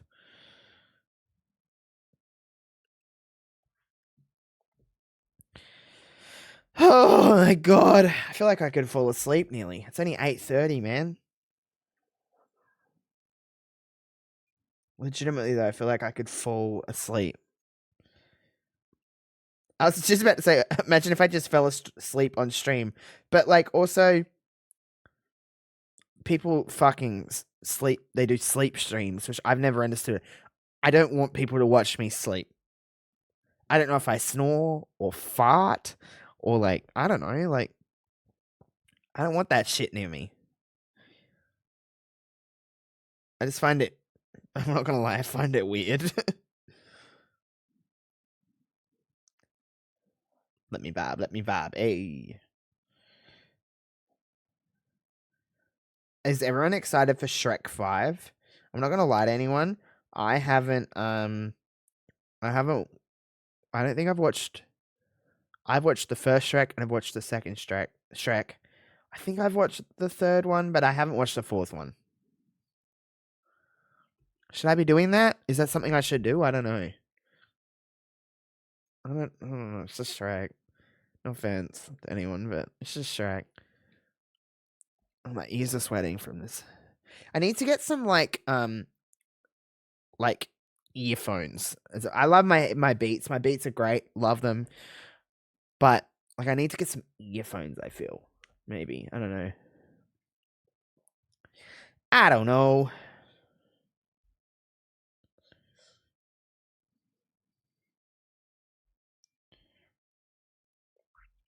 Bum bum bum bum bum bum bum bum bum.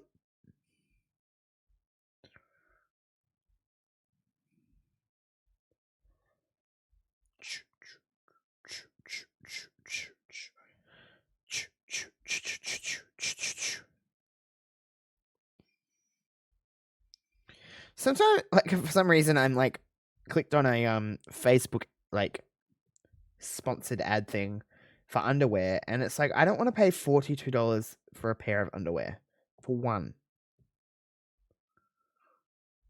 Some of these are 45. Like I'm not paying that much for one pair of undies. It's not happening at all. 42, 40, 45. No. Although these ones have a hot dog on it. Like they have a hot dog on where your junk is, so it's like your penis is the hot dog. Do you get it? Friday night footy on Fox. What about this contest? Sydney taking on North. Who would have thought North Melbourne, the form team, going into this game? Georgie Wardlaw, the Warlord, is back, as is Callum Mills. No Isaac Keane. Oh, it's at the SCG. Ooh. Round 18 blowtorch underway. Ralphie. And it is getting hot in the kitchen, and we start on that game as well. So The blowtorch. Video, a bit of a weird apology for not being there. But we start with you, Wardlaw, Sheasel, LDU against the Chad and Goulden and Rowbottom. So are they vulnerable against this North Melbourne midfield, or is this a rallying cry for John Longmire after 2 poor weeks? Oh, they are vulnerable because I think North Melbourne's form over a large portion of time now, 6 weeks, has been excellent, and they've got it going through the middle of Are the we? field. Wait a minute. Like we're not sitting here actually thinking that North Melbourne will beat Sydney, are we? I would be fine with it, but Hawthorn versus Freo Brownie. So Josh Tracy, the kid from Kahuna. I reckon you think this kid would be... Hawthorn and Freo will. Ooh.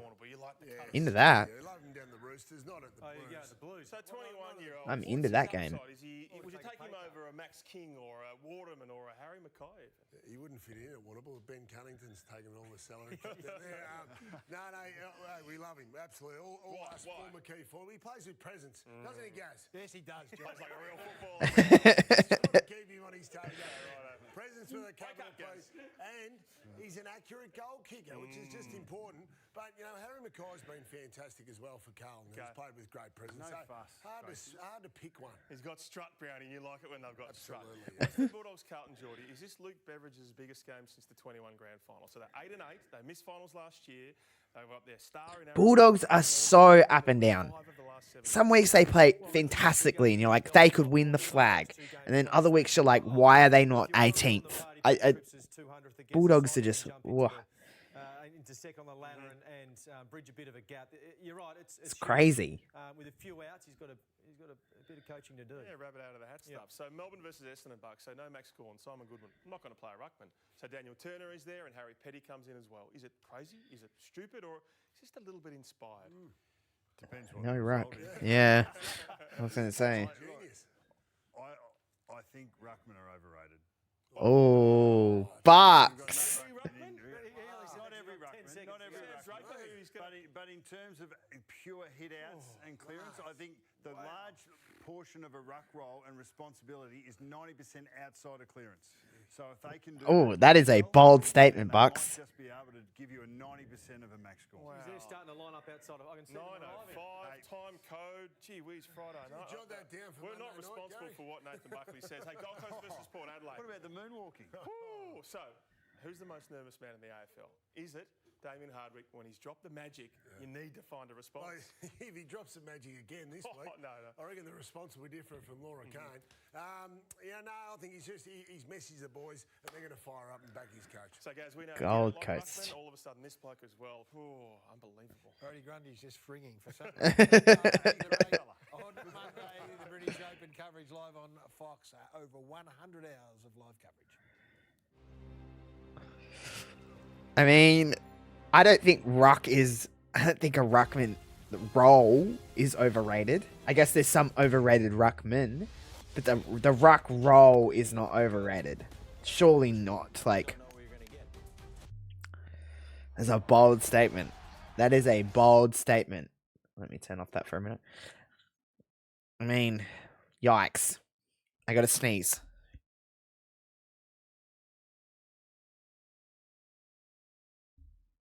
Maybe not.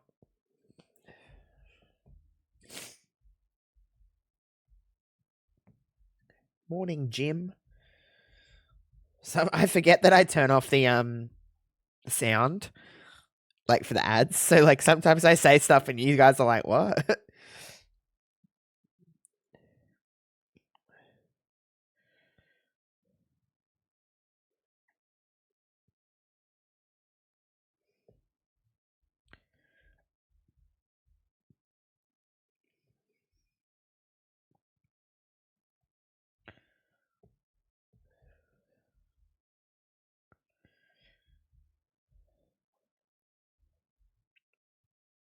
I'll be back in like 20 seconds.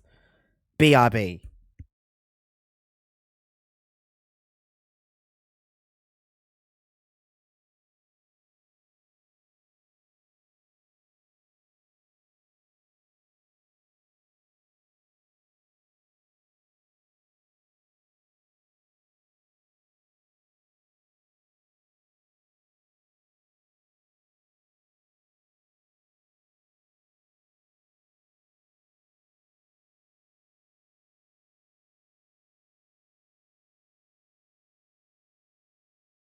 Okay, I'm back.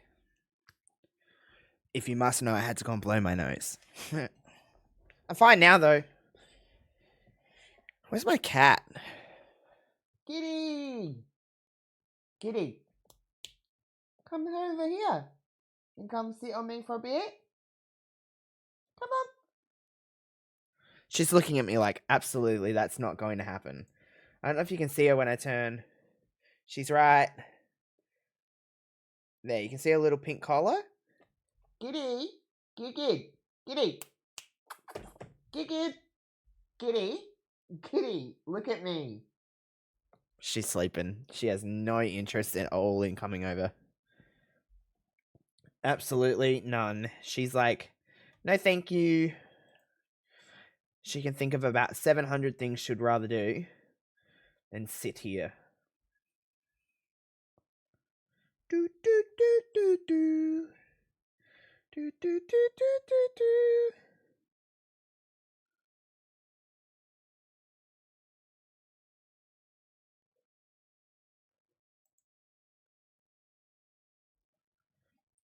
Just catching up on nothing of that interest, but just, having a look at some stuff on Twitter. Do do do do do do. Do do do. comes to We're Super back. There's only one symbol to look for, gentlemen. And what are we looking for in the second half with the Cats leading by 4 points? Well, I just got a call from old man who's an undersized ruckman. He's not very. I was going to say the ruck. Absolutely filthy, Raymond. He is. I'm looking for Geordie to go to continue his great form, so I'm doubling down on my big night for. I think we haven't got to him through this analysis, but I think his impact's been huge. He's had just the 10 touches, but he's been able to break out a stoppage. He's created Jordan De Goey. So I think he's been impactful and look really dangerous. So look for that to continue. You feel it's a battle between him and Dangerfield, not matched up against each other, but who's going to be the most dynamic, especially out of centre bounce to establish territory for their teams? Geordie? Yeah, I think he's been powerful. I think Hoskin Elliott's probably been the player on the ground, so can he continue that form? I think, I don't know. I feel like Geelong are going to get a little bit of a lead in this quarter, and then we're going to a Collingwood fourth quarter, put it that way. Brendan Hosking to get us underway here at the MCG. Friday night football. Good bounce in the middle. I'm such an old man, honestly. I'm such an old man. I just like make these horrific noises when I move. Dankos launching inside 50. Not his best ball. Push out. God. To Coney. To the wing. Stengel was thinking that someone else might have been coming and waited for the contest. That didn't happen. Lipinski. Side bottom. Sensed he had someone right on his tail. Unloaded it. Oh, God. Coming from 4 deep. Tui, little clumsy. Lipinski. A little clumsy. I don't know. I found that line so funny. Guthrie. To go, he ripped it out. There's a lot of panic with Kruger. Little one out the back door to Hill. Didn't quite wrap it around the post. Bobby. Great contest by Big Kruger over there on the half-forward line. Got it to ground against De Koning. Kept it alive in their forward half. Duncan bites off the short one, and it's Tommy Stewart. Tom Stewart. Tom Stewart. Quasi mid-defensive role. Holmes.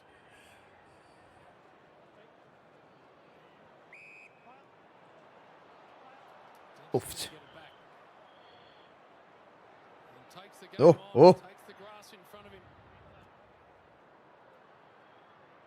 Cameron, a reach. Well done, Frampton. Although that's not. Ooh, he's lucky. He didn't mark that because. Dangerfield goes and gets it back. It's still a messy ball. God. Holmes. And Cameron, now this is interesting.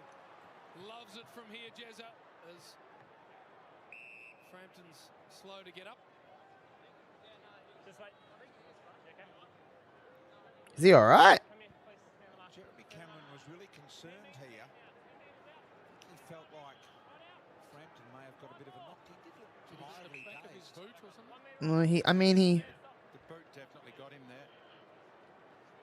They always had good release handball back there. Yeah. It didn't look that bad, but maybe he felt something that obviously we didn't see. Highly skilled footballer. I don't think. Oh, I mean, Across the face and hasn't quite got the journey. I reckon the doctors will take a look at this.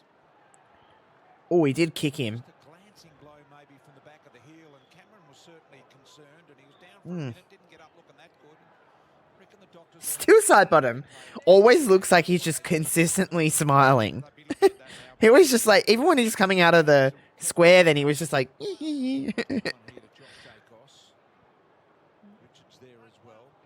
I don't know if it's got something to do with his like his beard and his bald head, and then you see teeth. I've taken a look at it down here on the bench, but there's not too much movement, so I'll keep an eye on that one. He's all right. looking good now. Grant was all right. Blitz halves. Dangerfield. Whoa. Cats get it inside 50 here. Moore under pressure, side bottom. What in the fuck was that kick, Steele? A bit too much spin on it, but Simon Meredith had no doubt. Well, he wasn't smiling then. Still side bottom. Playing a bit of a ring on the outside of it. Ryan Myers. Grand Maz. Close stinger. Almost Neil. Cameron. Jezza. Oh, He is a star. he fucking got that.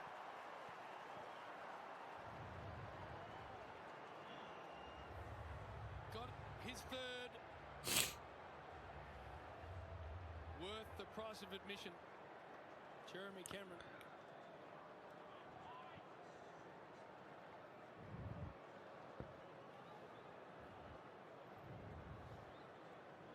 I'm just watching the way he's tying up his shoes. I'm trying to think of how I tie shoes. This is the hardest thing with Quainer. He's worried about Cameron leading up towards the kicker, so he tries to take front spot. But Jez Okay, I do it the same way as him. I was like, how do I tie shoes? Or do I do bunny ears? Boop, boop, around. I can't think of the way I do it. How do I tie up shoes? I really don't know. Before the game, he's aware of that. You do come into the game feeling confident because you'd be record against them. Outstanding. Josh Dacos. Yeah, okay, I do it like that. Do. She's taken a step. Probably could have been called play on. It is now. Noble. Elliott. Collingwood need to Little kick over the top to the goalie. And basically just do that. That was smart play. DeConey was sitting at the top of the goal square waiting for a long one to come in. And then just two little small kicks. The first one up to Elliott. And then Elliott just smart, composed, hitting DeGoey. As you see there, DeConey at the top of the goal square, waiting for that long one to come. Feel like he needs to be inside left goal post here, depending on a little bit what his ball does in the air. Well, he's kicked that one. Absolutely perfect. That's how you kick a goal, my friends, right there. Holy moly.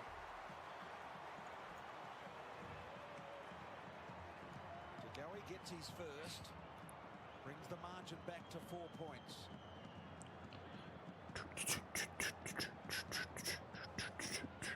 Taller than you think, Jordan DeGoey. Was down in the rooms earlier, JB, and he had me covered. I'm 6'2.5". The half is important, is it? There, BT. 6'2.5". I'm 5'4 3/4. Yes, I'm short. Everyone, fuck off. Geelong know that they've got to protect the top of the goal square, but this is where they thought their way through it. Richo mentioned earlier in the call that Collingwood had to change angles, lower their vision, try not to bomb it away, and that's what they were able to do then. Still only 4 intercept marks for Geelong, so that's something they've got to continue to do. Stewart went past it, now gone. Cameron. Oh, no whistle. Tui got to work hard. He went to ground. Spinning out of there long, but straight to Henry. Oh. Henry goes in search of Dempsey and did well. That's such an important role Dempsey's playing, giving that outlet kick there. I mean, Henry bombs it out there, but he knows Dempsey is going to be out there. Cameron, little underground one, blitz halves, and it gets over.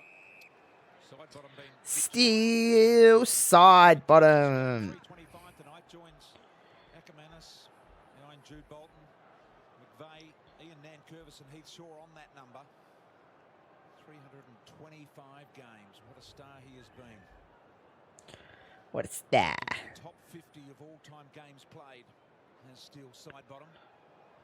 Stewart. Atkins feeding to Koning. Just takes some metres here to Koning wide and mark off. Reading it nicely for the Pies in the back end. Come on, Pies. 7-9-51. 8-7-55. Geelong's way. Just gets it to Frampton. Outside five.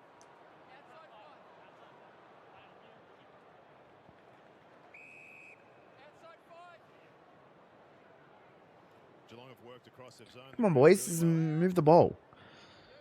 There you go. Cameron uncontested, but it's going to go Stewart's way. It was Ooh. Long that held him out. That's an interesting call. Trying to do the right thing, but when you got your ruckman by himself, just back in to take that mark, his intent was right. Too much on the Henry kick. Good lord. Coning now with Richards. Oh, side bottoms, got it. Oh gosh. Elliott gets it back to side. Oh, they recovered from that. Now sits the footy up, and that's what Tommy Stewart does best. Yeah, that was really well done. The dangerous Tagoe was eyeing that ball. Some of the shit that they must have like codes for when they're trying to communicate with one another is so interesting. Like, what is this for Tagoe? Cameron and Blitzarves. Pendlebury did well. Oh, I keep sniffling. Sniffles. Keep sniffling. I don't know how you say that. Third quarter inside 50s. Pretty much even. Still owning the ball in their half of the ground, the Cats. This is where you see Elliott and Schultz at the bottom of the screen. I'd love to see those guys get in the stoppage and get on the fly. On the move instead of waiting outside, Hodgie. Yeah, that's where their skills are. He's told to go. Frampton. Oh, Frampton, Jesus. Then bangs it on the high ball. It'll be a ground level ball. Elliott goes to work. Tagoe's there as well on the left boot. Too much bend. Misses. So 6 inside 50s to 4, and they're just winning the ball at ground level and the contest a lot better at the moment, Collingwood. So they've got a little bit of momentum here. I feel like they need to kick a couple of goals in the next 5 minutes because they're definitely in charge of things at the moment. Yeah, they need to get on the board a little. Very comfortably, Cameron. They've actually got a forward half game happening. They've got to capitalise.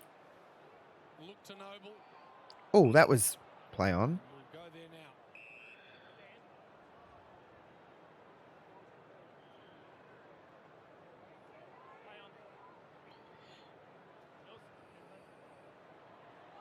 Hoskin Elliott will come at this. Oh, smothered that one. Ground, it's working. To Lawson Humphries. From Roburn, BT. I don't know if you've ever been there near Port Hedland. I have indeed. It is remote and it is hot. Yep, it is indeed. High from DeConing. Rowan. Pies need to like Smart by side bottom. do this. They need to do more of this. Wait for something to unfold. It does in the form of Schultz. And Schultz, beautifully done. That's not 50. So crisp. Geelong had a number back, JB. They had a number back. That kick was crucial there to change the angle. And Oh, see, Collingwood fans that do that shit, I understand the rep that they get. Started the play, work rate got him in the forward line. To give the Pies some reward for effort and give them back the lead. Jack Crisp. To the top of the square. Oh, Elliott! How good is it to have this man back? This is a good fucking mark. Oh, that's lovely.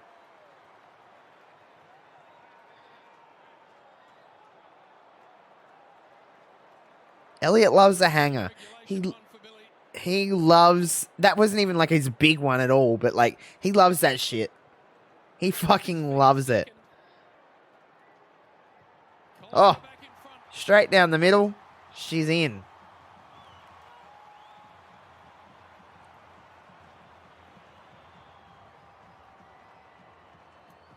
Real concerns when the word blood clot was heard. Yeah, he had like a rough time. Got a very good medical and physio team at Collingwood. They've got him back on track. Come the chance. Collingwood. Oh, he just blew the biggest snot rocket. Oh, yuck. That was like a whoosh. Yuck. Kicks his second, puts Collingwood up by 3. You can't let him run and jump. He had a young opponent there in Humphries who just got in front of him, couldn't get back, and when he can run and jump, you're in massive trouble. Gee, between Elliott and Bobby Hill, marks of the year between them, and Probably goals as well, but certainly Bump, lively in dum, the air, bump, both dum, of them. bump, ba-da-da-dum, bump, ba-da. So Elliott kicks his second. Knock down here to Crisp. Tui should. Oh, Tui. Richards pursues. Backs himself, Tui, and did extremely well to Clark. Clark just holds it up for the Cats. Ugh.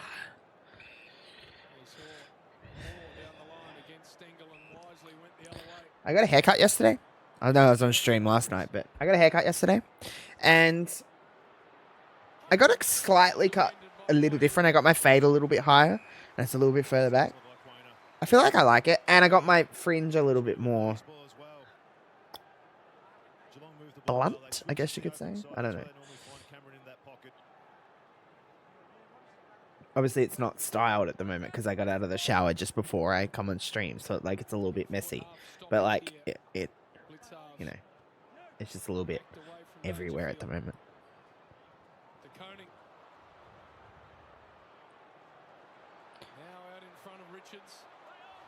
Whoa, whoa, whoa, whoa, whoa. Still the ball stays in, now it's out. How about that from Richards? On the outside of the boot. See Isaac Quainer again, when the umpire said you have to face the play, and Quainer goes, no, I don't, not unless I'm touching him and giving away the free. Spot on. He can, if he's not touching him, he can stand whatever way he wants. Absolutely. Yeah, he doesn't have to face the play if he's not involved in the... No, they're probably just, as Hodgie said earlier, trying to give him a warning not to engage. Mark off. Jagowi right over Collingwood are like... I know it's not showing, like, you know, it's 3 points, but, like, I feel like Collingwood are just, like, a step ahead of them in the... Oh. As I say that, but...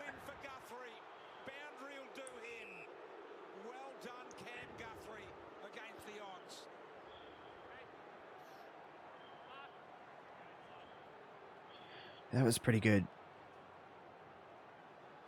They continue to get it to ground in their forward half, Collingwood. Been outstanding so far, taking away Geelong's intercept. Blitzarves getting rid of Kruger. What about Pendles? Jagowi. Kolajasny. Pretty happy to see the line. Only just got Oofed. Oh, that old lady in the crowd there was going off her fucking rocker. Holy shit.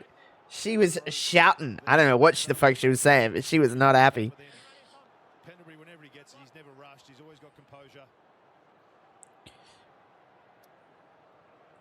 It's lived down here for Collingwood. Kruger pings off a couple of feet. Tui. Dangerfield. Oh, danger. Again, on the ground, as always. Just missing with side bottom Atkins. The free kick will go to Collingwood. Dacre. Advantage. Ooh, I don't know about that. I don't know if he knew that the... Might have been there. Through comes side bottom. Maynard boot to ball. Oh, This young man, Lawson Humphries, has a nice moment. Played for Swans, I think, at Bassanine Oval, did he? Not JB? Yep. Oh, now Lucky Schultz is hurt. Oh, no, he's all right. He's all right. Mitch Duncan, the calm Mitch Duncan. Bowes. So Geelong absorbing these few minutes from Collingwood at their forward end. Looks good, Humphries. BT is talking. He's had 9 kicks at 100%. Jack Bowes said during the week he didn't know what his preferred foot was. Well, we're trying to Oh. see if he can pick it, Richo. Well, there's left. There's the left. It looked a little left. No, great kick, but... But he hits the targets, BT. Ooh, Geelong. Ever since I said Collingwood are kind of... I didn't want to say the word dominating because they weren't dominating, but... Oh, oh, oh, oh. Geelong are like back on it, you know? That's a beautiful slide there by Brad Close. He slid on his knees. He was like, whoosh. Get it again here. Journey here if he wants. He's closed the shutters and he's done the right thing. He's confident. Distance is not a problem. To put the Cats back in front by 3 points.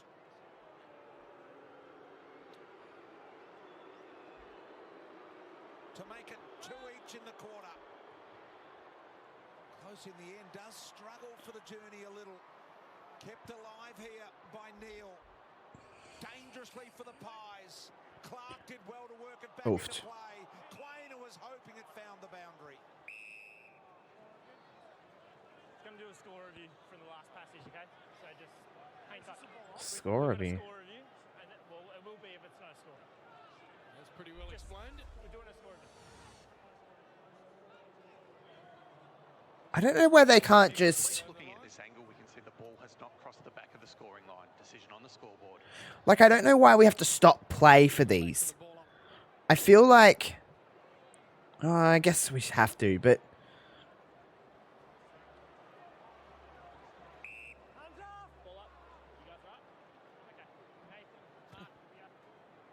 I don't know. My creatures of the night! Thank you for the follow. The score is 58-55 Collingwood's way. It's 8-10-58 to 8-7-55.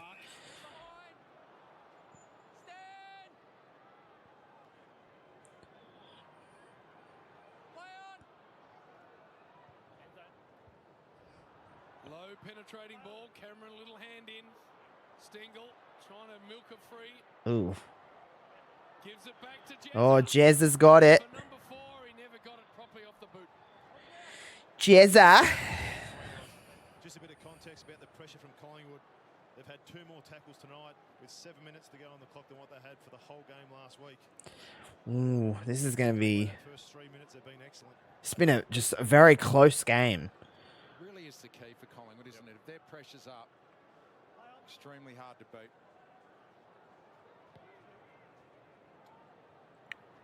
Cameron. Oh, again, I don't know if that should have been... He nearly took a step.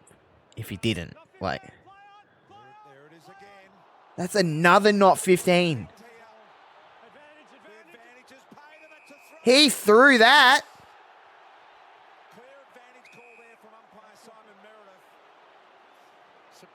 Out of these two, they're pretty even. So they've got to go a little bit longer now. You mean the ones that aren't travelling the 15? Yeah. Nearly hurt. I would maybe give it a slight edge to Collingwood, but I mean, It's good umpiring. I like it, Richo. both Just being strict around relatively pretty good teams.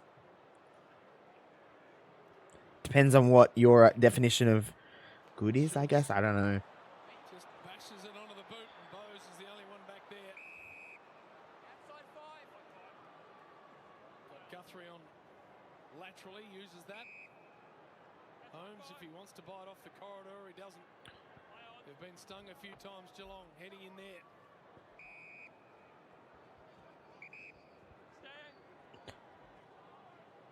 Oh, I'm so like... Oh. Oh, holy moly. He like swung around on him. Do you know when you're like...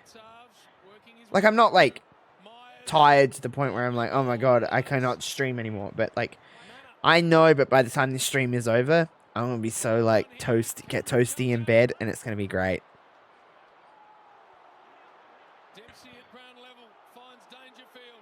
Danger. Another miss. No scores from stoppages in this quarter. Everything has come off turnover.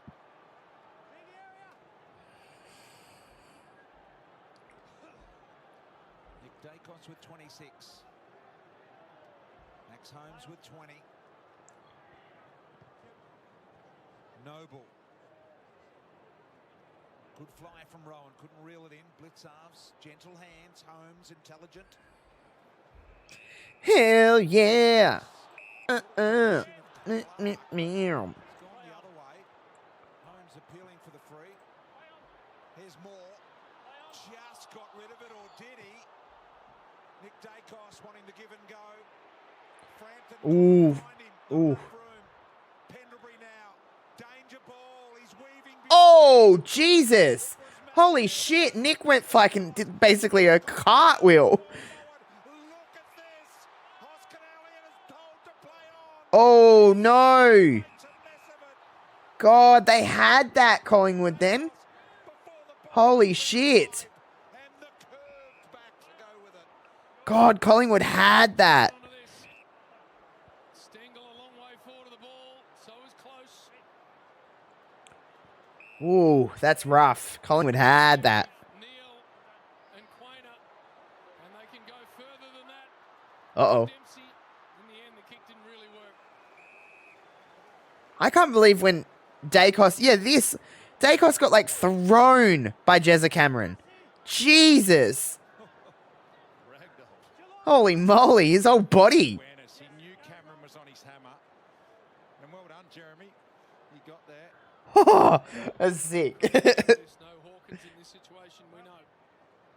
Stewart. And Stengel's over. God. This is where Stengel has to realise the blokes around him. Cameron's on Richards, 196 centimetres to 177. Stengel stays down with Quainer. Cameron gets a simple mark there. Work as a team in that forward line. Great pick-up, Hodgie. Here's Rowan. Knocked down to Pendlebury. Ooh. Just goes the half. It's a very physical game this tonight. I'm not mad. Like, it's a good time. Oh. Oh. Oh. A few of those marks they would normally take, intercepting, but it's because the Pies have been there all night, getting it to ground, so you start thinking there's going to be pressure there. Good kick into the middle for Bowes. Humphreys. There is a point in this game. I feel like, with the exception of the very beginning of this game has been either tied or within a few points of one another. It's a good thing for the last quarter. It's going to be a good last quarter. Oh. Duncan to Bowes. To Koning's going to be Oh. down. Stengel, what about the pick? Oh, Stengel. And he kicks a goal. He's got it.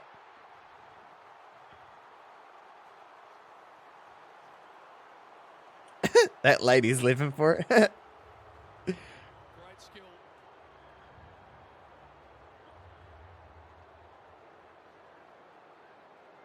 First of the night for Tyson Stengel. And that is our 6th lead change. Just to underscore what a cracking game we got.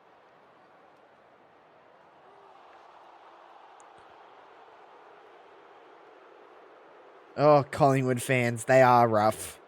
They are rough. Third game for Lawson Humphreys. Rough as guts. He's got some minerals, because look at that there. That kick into the middle just opens it up. It opens up the fat side of the ground there. It was a bit of a struggle from there, but Stengel eventually finishes off. I think Pies fans think there should have been maybe a free kick against Stengel here. It. A tackle though, wasn't it, Richard? Yeah. I think it's okay. Ooh. Here's Atkins and Stewart. Atkins just a hard-nosed winner of the footy. Speaking about that, Collingwood would love to probably get a goal before this quarter closes out, so that's still again neck and neck. I mean, it still is close, obviously. game number 4 for him. What do you have, 14 tackles or something last week? Short kick. Dempsey. So looking for double-figure lead here. Minute and a half to go before three-quarter time. That hurts there because Collingwood worked really hard back. They only had 4 players not in that defensive 50. But you snooze for a second and Geelong will find that spare. Good angle for Dempsey. Bum, bum, bum, bum, bum, bum, bum. What's the time? It's 9:10. To make it a 3-goal-to-2 quarter for the Cats. And an 11-point lead on the eve of three-quarter time. Oh. This is shaping up to be one of those Collingwood games, though. Everyone can sense it. Beautiful kick from Dempsey. 11 points for the Cats. It's a talented package, isn't it? Talk to Joel Selwood. He says he will take mark of the year. It's only a matter of when. Can do a bit of everything, JB.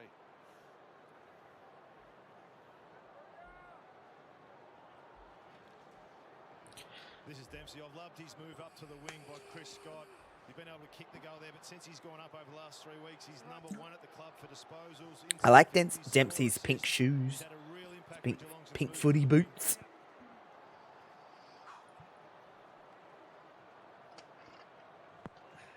Couple in a row then for Geelong. Dangerfield goes to work in the middle. Customary arc. Collingwood. Ooh. Ball forward, Rowan unable to get hands to it. Is Dempsey again.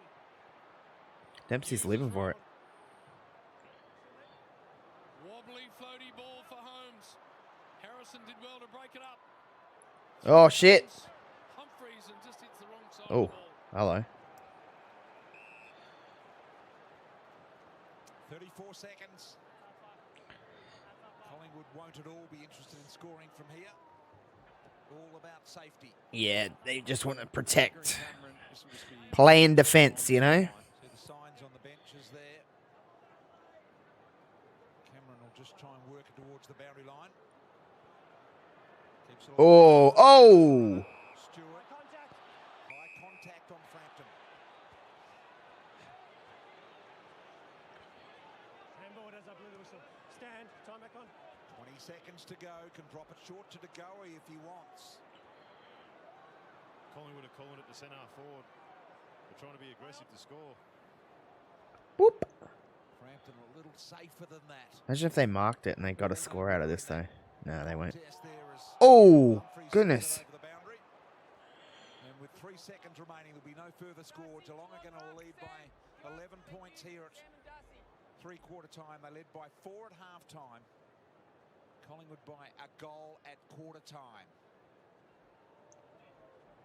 3 goals to 2 in the quarter for the Cats. Collingwood will get the free here. Cameron's going to have a ping, but it's the Malcolm Blight and better miracle torpedo. I mean, it's really sometimes can be embarrassing because if you're loading up from here, Richo, and you're not a great exponent of the torpedo, and you don't get much of it. this is gonna. You got have a crack, but Here he is. oof. Just a low slinging barrel with not a great appeal about it. So Geelong here. 11 points. 11 points. It's going into a. Whew, it's going into a. It's gonna be an interesting final quarter. Put it that way. It's a very Collingwood style game.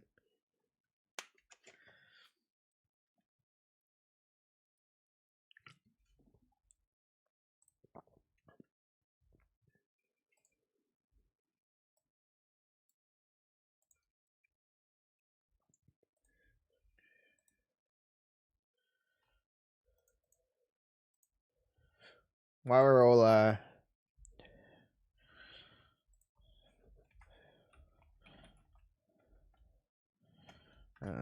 let's see this. If you ever want to join my Discord to know when I'm live and etc., you can go right there and join the Discord. It takes you to the Discord. If you want to follow me on X, Twitter, whatever you want to call it, you can go right here. What have I got? Else have I got? You can follow my YouTube. I put out all different kinds of shit right here. Follow my YouTube. I guess it'll be subscribed to my YouTube. I guess. And I don't know if it's set up as Instagram or Insta. Let's see. Go there for my Instagram. I don't really. No, that's not true. Actually. Yeah, this is going to be an interesting last quarter, Aaron. I'm, like, very keen for it.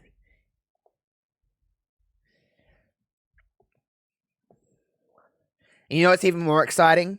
Aaron, you'll feel me because aging like me. After this quarter of football, no matter how great it will be, that means I can go to bed. And that is what I'm looking forward to. I've had one of those days where my legs are hurting and like I just want to like get in bed and do that thing where you like rub your legs on your bed and you just like, and you can feel them aching, but like you can feel like the mattress just like taking the aches away. Ooh. And it's cold. Like I'm relatively cold, so I can just like get under the covers. I can't wait. It's going to be exciting. That's a riveting.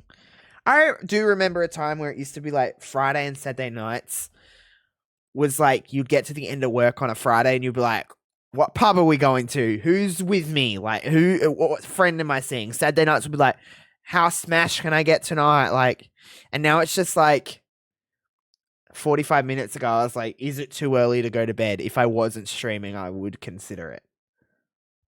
That is life.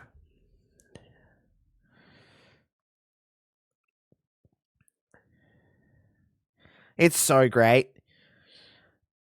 I don't have a TV in my bedroom.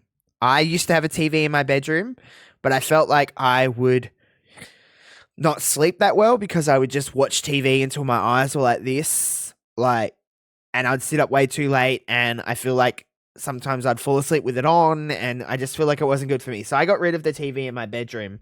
All I have is my phone, obviously, or if I really want to watch a movie in bed, I'll take my laptop into bed. Otherwise, I try to get in the zone. I know this sounds really fucking stupid, but I try to get in the zone of when I go to bed, it's time to go to bed. It's time to go to sleep because I have real bad trouble sleeping. Like I'm not a great sleeper, so I try to just kind of make my brain go, it's bedtime. That means it's time to go to sleep. But sometimes, do I miss taking my PlayStation into my bedroom and sitting and playing PlayStation? Oh, in bed, the best. So if I ever really want to do that, sometimes what I'll do is I'll drag my mattress from my bedroom out to the living room and I'll sleep in the living room. Both sides in that third quarter had scoring opportunities and let them slip, but yeah, it's been a high pressure game for the most part, so understandable that we see some fatigue setting. Tell the people at home what post-clearance contested possession means and then why it's so significant the way that Collingwood are going to... Post-clearance contested possession. They haven't been great in this area, so outside of the initial clearance, they've been able to outnumber at more contests than Geelong, and this is an area over the last month that we haven't seen them do extremely well at. 17th in the competition between round 13 and 17, so to be able to do that better, they're deciding where the ball's going a little bit more. They've got more control on their offence. They're definitely keeping numbers forward of the ball to try and equalise the Geelong defenders, and they've been able to go to work in the front half of ground ball. Thanks for that, Nathan. Right, okay.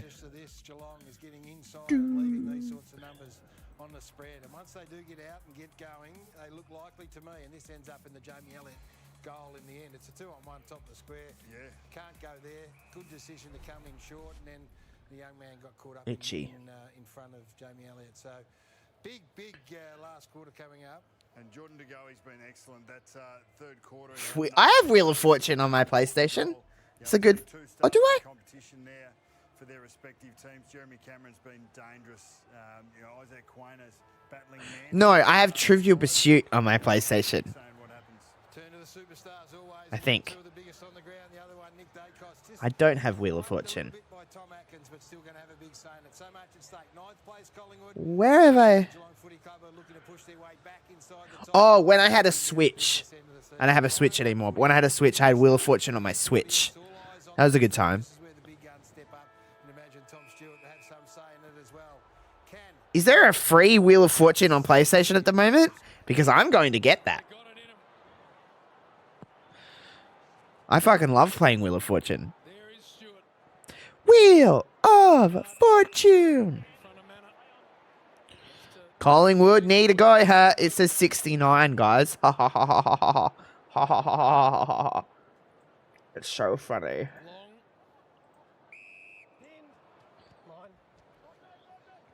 it clearly from the umpire. That was another contest there, Richard. They just brought the ball to ground. Geelong had that number. Stewart again with strength. I am going to get the free Wheel of Fortune. Is it like a PlayStation Plus monthly game? Is that where we're at? Or is it like just a free game on PlayStation? Dangerous hands here with Pendlebury. Steers it into the pocket. Schultz and his fellow number 8. Aaron, it says you're online right now playing NBA 2K24. Was 7 that game up at Darwin against the Suns, and after that it was 12. So they've just done really well to battle and get it to ground. Surprisingly, PlayStation. Let's have a look. Ollie Henry to come on, so he's been subbed out of the game. Cameron out the back doors. Nick Dacos, the swerving side bottom, closing, hammers it home. Oh, side bottom got one. I think it's with PlayStation Plus.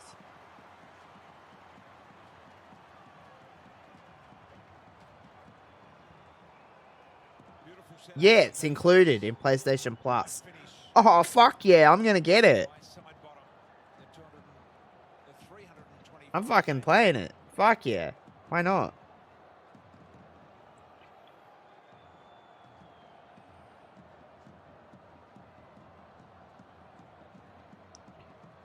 Hell yeah. I'm getting the shit out of that. Just smart enough to push him underneath. Manor gets caught going into Dacos. There's one person for Collingwood who you don't Excited for 5 meters out. It's still side bottom, but once again Nick Dacos willing himself. Yeah, fair. I've been playing a bit of I go like I go in and out with NBA 2K24. Like I'll play it for fucking weeks, just like nothing else, and then I won't play it again for months. That's just how I am with that game. I'm excited for 2K25 to come out. Like it's like, you know, whatever. Oh.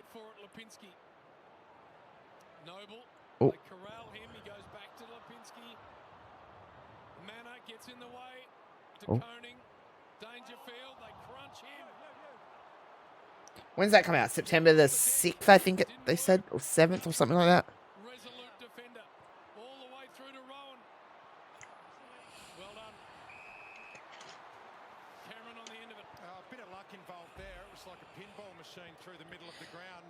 Ooh, this game, I could feel it. It's gonna be a good time. Is the Cats, look, they had good representation at ground level there, and gee, that's good skill by Rowan. Loves playing football against Collingwood, Jeremy Cameron.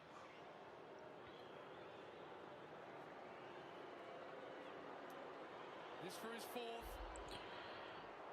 Never ever looked right, did it? Yeah, no, I remember playing it on my Switch, and I was like, ooh, this isn't great. I'm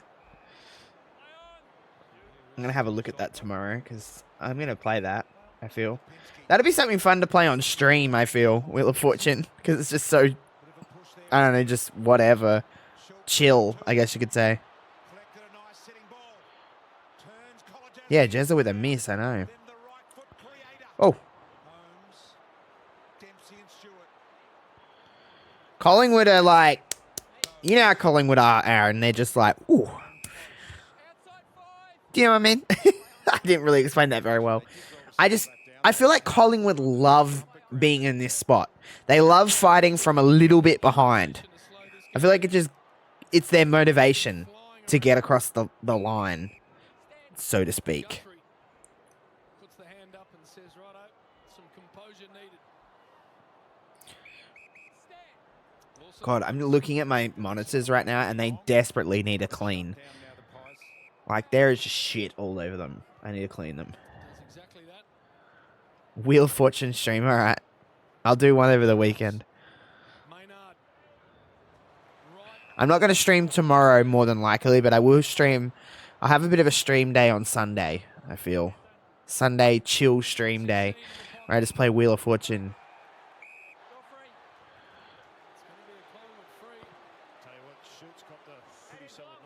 Yeah, he did. Oh! He headbutted him almost. Or I think he did headbutt him. Oh, yeah, no, clonk. Oh, headbutt.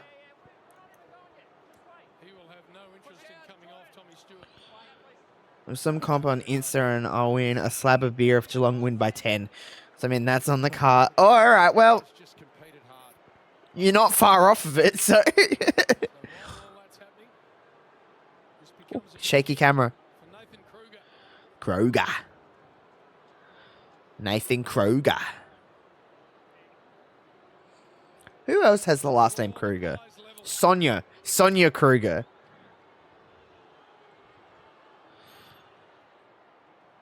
Oh. Not a good kick there from Kruger. Sonia Kruger. Yeah, Lockie Schultz is going straight down to the rooms with the doctors, and Reef McKinn's just getting final instructions on the phone. He has taken his T-shirt off as I speak, so it looks as though they're going to make that interchange as quickly as possible. But interestingly as well, the Cats have just made their sub with Henry coming into the game, so they could be a man down here. Oh, that's not good for the Cats. We have 5. There's 5 points in there. It's 9-11. Ooh, that's a horrible number. I don't mean it like that. 9-11-65 to 10-10-70. So, I mean, whew, talk about even Stevens. Oh! Nice little cut. Ooh, it's a nasty little hoofed.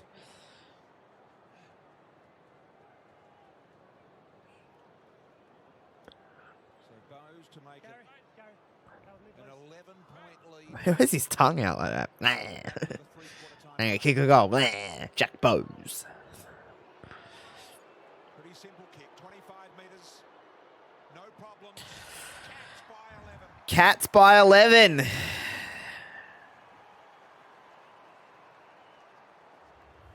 Oh, look at all the salty Collingwood fans.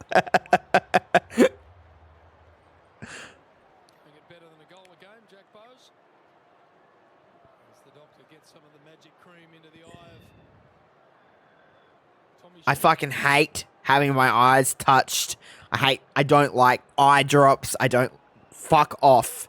Like, don't touch my fucking eye. I can't stand it. Ugh.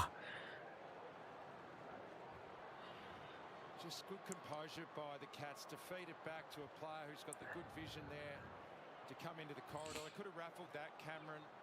Oh, that is a nasty headbutt. And that's that hit again with Schultz and Tom Stewart. That is a, like, talk headbutt. Like, wah.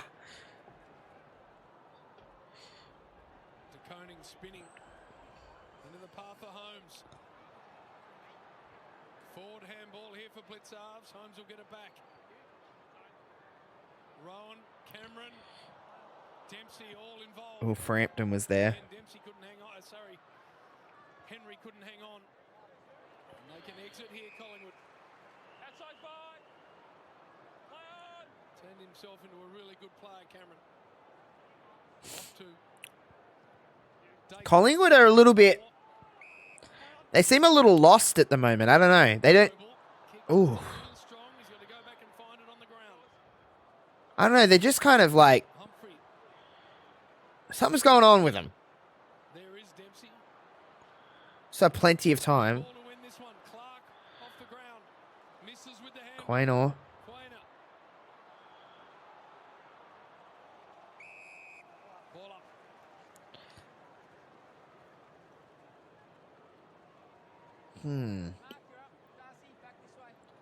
I don't know. Collingwood just seem kind of a bit out of it at the moment.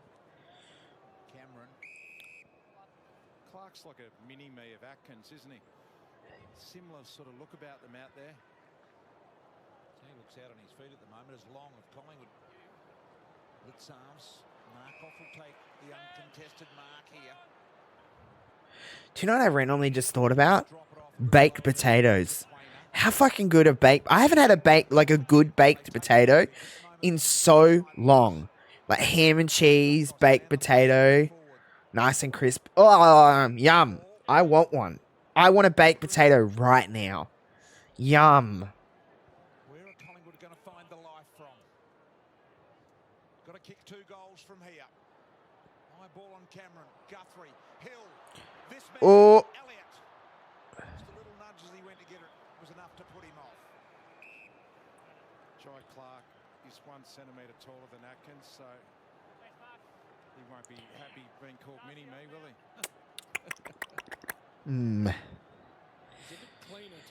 I don't know if this is going to be like one of those Collingwood games where they come back, like classic Collingwood fashion, or is this going to be one of the ones they talk about, like, how did Collingwood lose this? How did they lose their edge in the last quarter? Because that's what it feels like at the moment.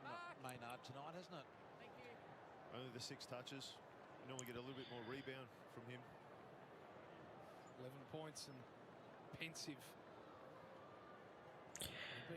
Still side bottom. Just like did this and like, you know, checked his teeth and like throw, I don't know, throw shit in or something, getting it out, and then wiped it on his crutch.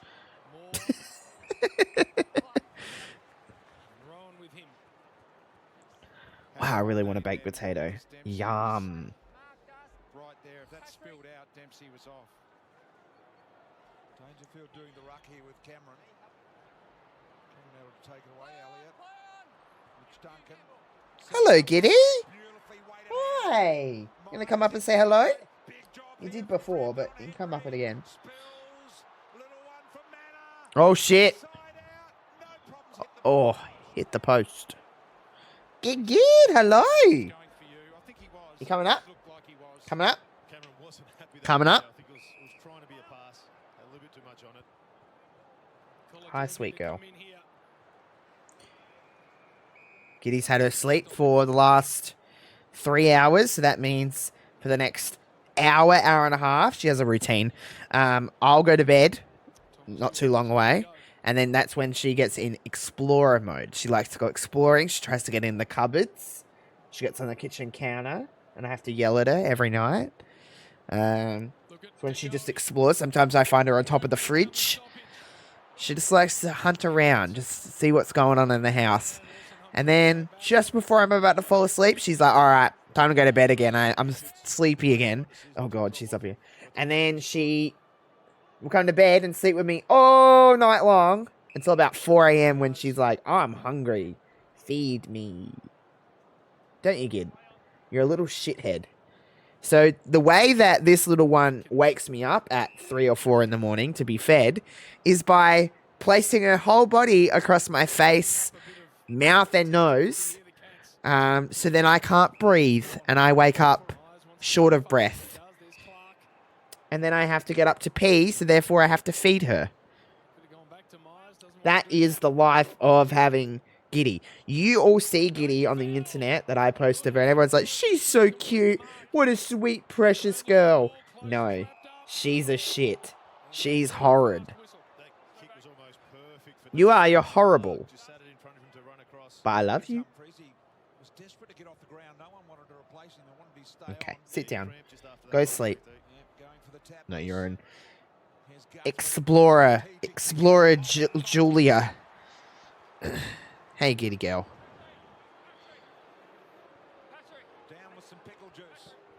Pickle juice.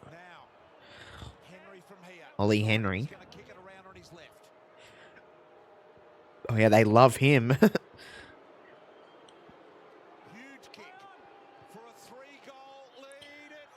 Oh. Oh. Oh, all of a sudden, it is nearly a 20-point game.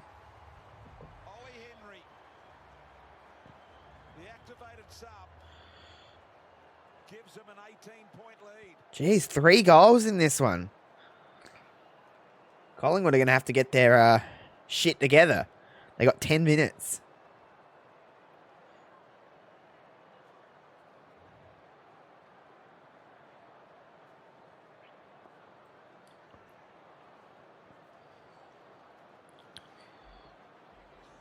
This is the kick into the forward 50, and Frampton was a little bit too worried about Dangerfield.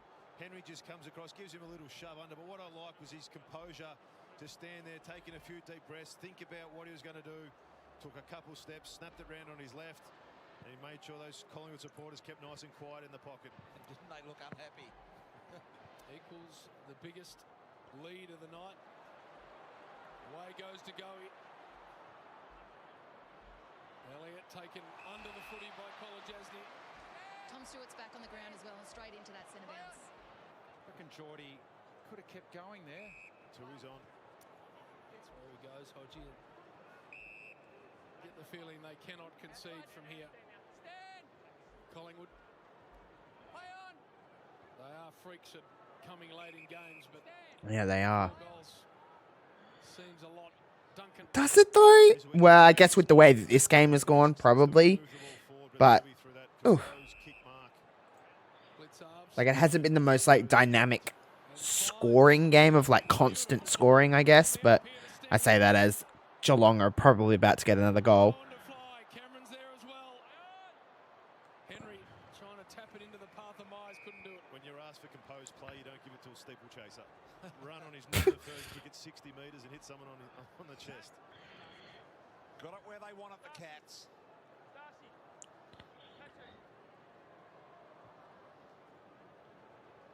Collingwood fans would be absolutely holding their breath right now.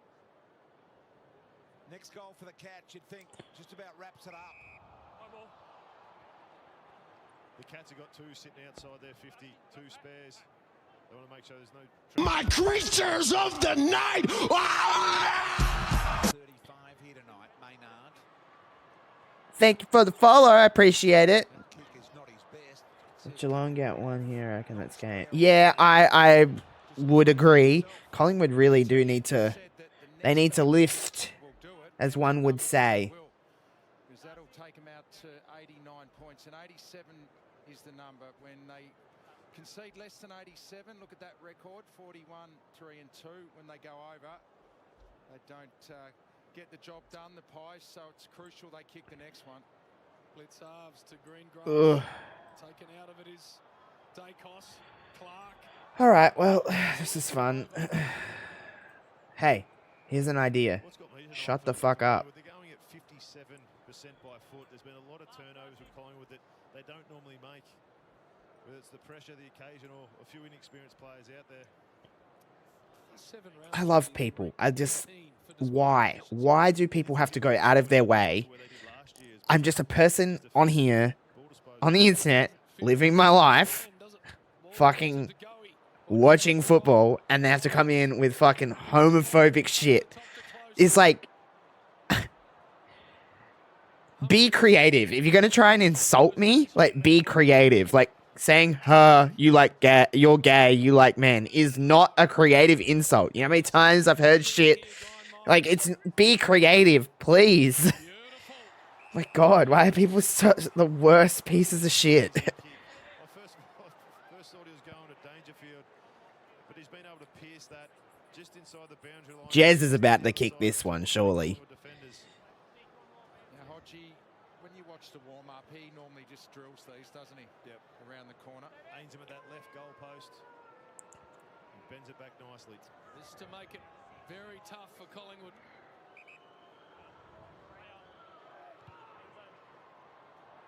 Just too much. Yeah, I banned him, or this person, shouldn't say him.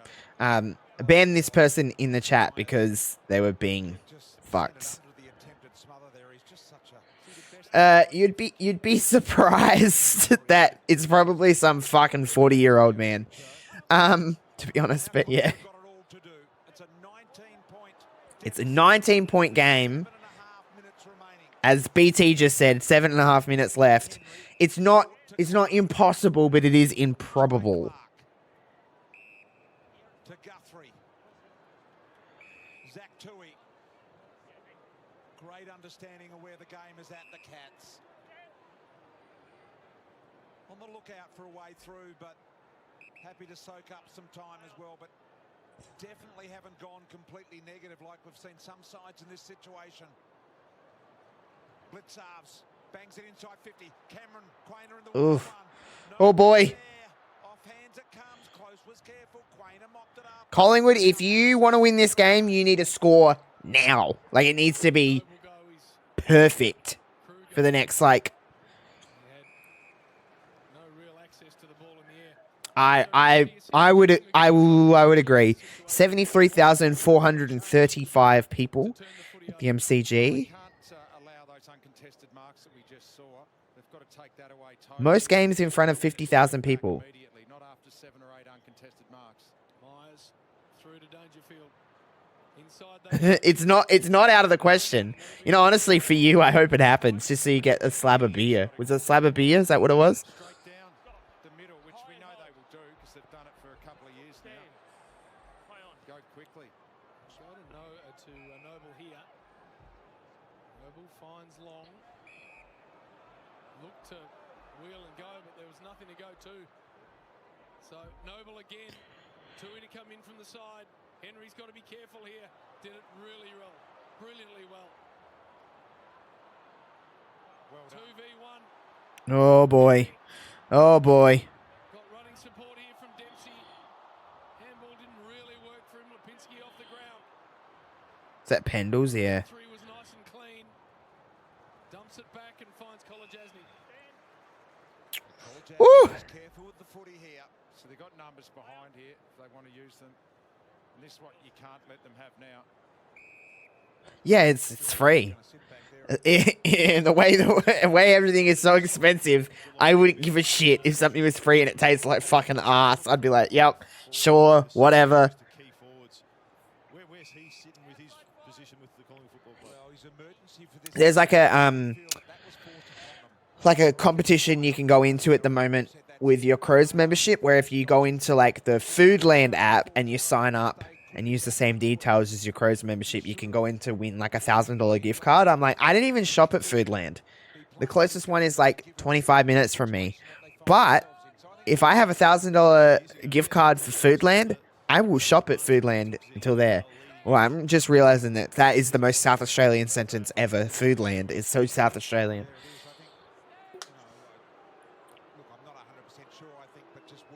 It's not even about winning the flag for them. It's like they could potentially miss finals. Right? Where are they on the ladder at the moment?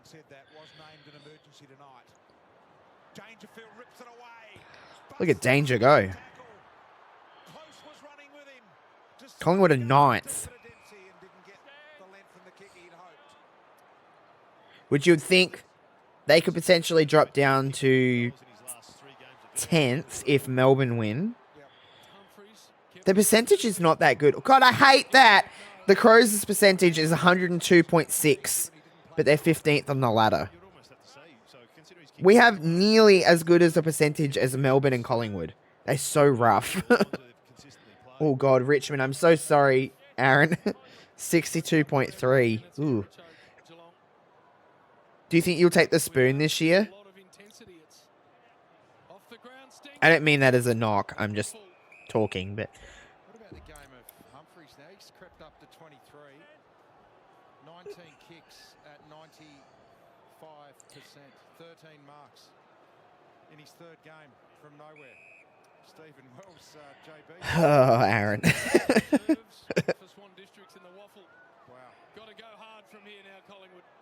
Collingwood. Again, not impossible, but it's very highly not likely. Nah, they're fucked. Nah, they're wrecked. Yeah, Essendon's percentage is so bad. It's so bad. Play North in a few weeks, or I can lose to takes the spoon, give us the number 1 pick. I don't. Yeah. At that point, again, we're not quite doing quite as bad, but we're not far off. At that point, though, I would just be like, I would want to lose. I would want to be 18th just so I can get the number 1 pick. Like, obviously, there's no way of winning anything, so it's just like, just fucking lose. I don't care. Paddy Dangerfield. Oh, what a snot rocket that was. Holy shit, that's gross. 99.9% for Essendon. That is wild.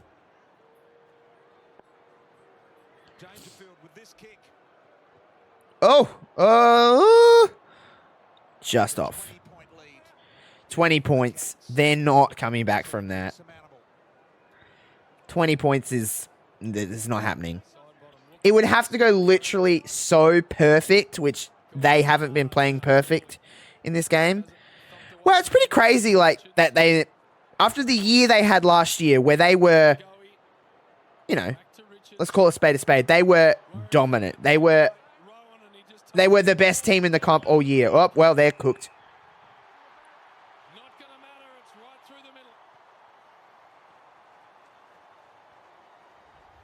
I'm aware you won 3 flags, Aaron. I'm aware of the 2017 one all too clearly. It's so weird, though. Like, Collingwood were the best team of the league last year, hands down. People could say they don't like them or whatever, but they were objectively the best team all year last year. And they won the flag, won the grand final. And now this year, from the get-go, they've just been kind of a bit, what's going on, you know?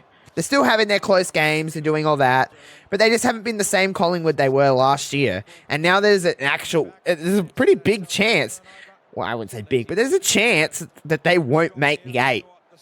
That is wild to think about, just considering how good they were last year to this year. I know that happens sometimes, but...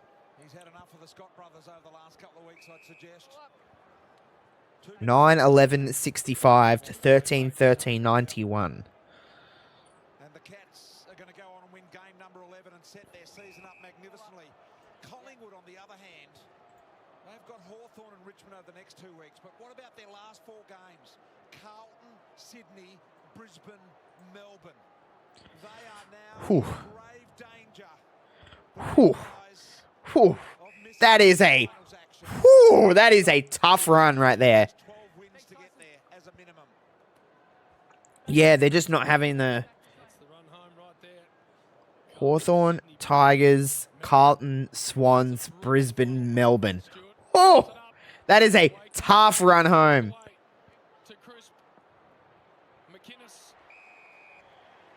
That is a tough run home.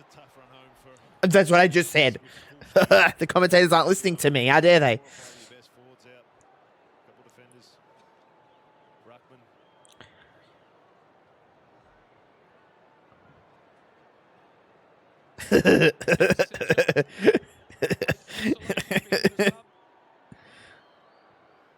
Is that a Richmond home game or is that a Collingwood home game? Not that it really matters that much because it's Melbourne, but whatever.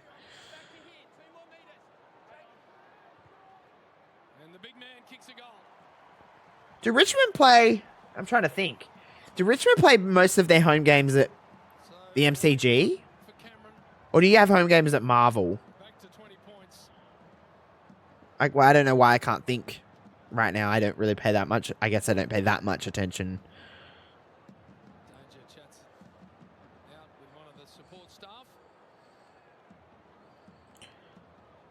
Pies home game Sunday 1:10. Ooh.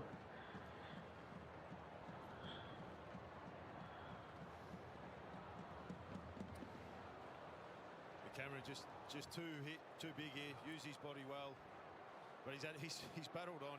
Okay, so you play all your home games at G except one. Okay. Touches, so he's tried pretty much sole ruck against Blitzarves into Koning. So just under the minute remaining here in this one. 20 points. Oh, you haven't even played at Marvel. Why the fuck do I think that you guys play at Marvel as well? I don't know why. Yeah, right. Do you like... I've never been to Marvel at all for any reason. I've been to MCG, but I've not been to Marvel. What's Marvel like? Obviously, it's got the roof and everything like that, but I haven't... I guess I kind of want to be that person that's like, I would love to go to every... At one stage in my life, go to a footy game at every stadium in the country, but... yeah, Marvel's never been one that I've... I think Adelaide play next Friday night at Marvel, actually. I think they play the Bombers.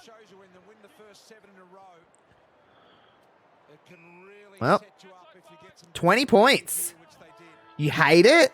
What's so bad about it? My mum has been to Marvel. She said that she liked it. But... Is it just like I know it's in a... Oh, okay, got you. Well, Geelong win by 20. I wasn't honestly expecting that. You're not going to get your slab of beer.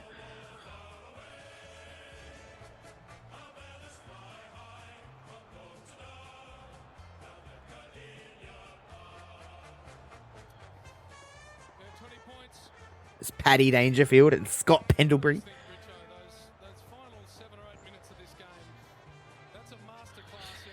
Paddy Dangerfield. I don't know how I feel about him. Former Crow, of course.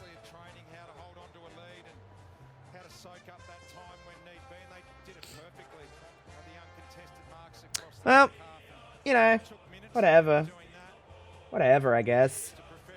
You know, whatever, I guess. Well, that was fun. I like doing these, to be honest. I mean, like, I've always thought about doing them, but yeah. I hope for a bit of a better finish. The last quarter was a bit. I've always thought about. I fucking love Abby. Abby's a great interviewer. As someone that I like, obviously, I dabble in interviews. She's very good at what she does. I've always thought about doing these, but I was like, I don't know if this is something that like people would want to watch. Like, obviously, I had more people in here earlier. It kind of comes and goes over the few hours, but like, I'm gonna be watching footy anyway, so like, I just thought I may as well stream it. Yeah, enjoy your weekend. I'm gonna get Wheel of Fortune tomorrow. I'm gonna go to bed as well in a minute, so enjoy whatever your weekend brings you. All right, friends. Well, I think this is gonna wrap me up for the night. It was a fine game of football. We might do more of this. Who knows? Maybe we'll do more of this at some point over the weekend. I'll see, but we'll try and at least do this every Friday night. And obviously next Friday night is a Crows game, so I'll be doing next Friday night. So, you know, all that shit. Hell yeah. All right, friends. Thanks for hanging out. Thanks for having a good time. Enjoy your night, morning, day, whatever it is, wherever you are. Stay happy.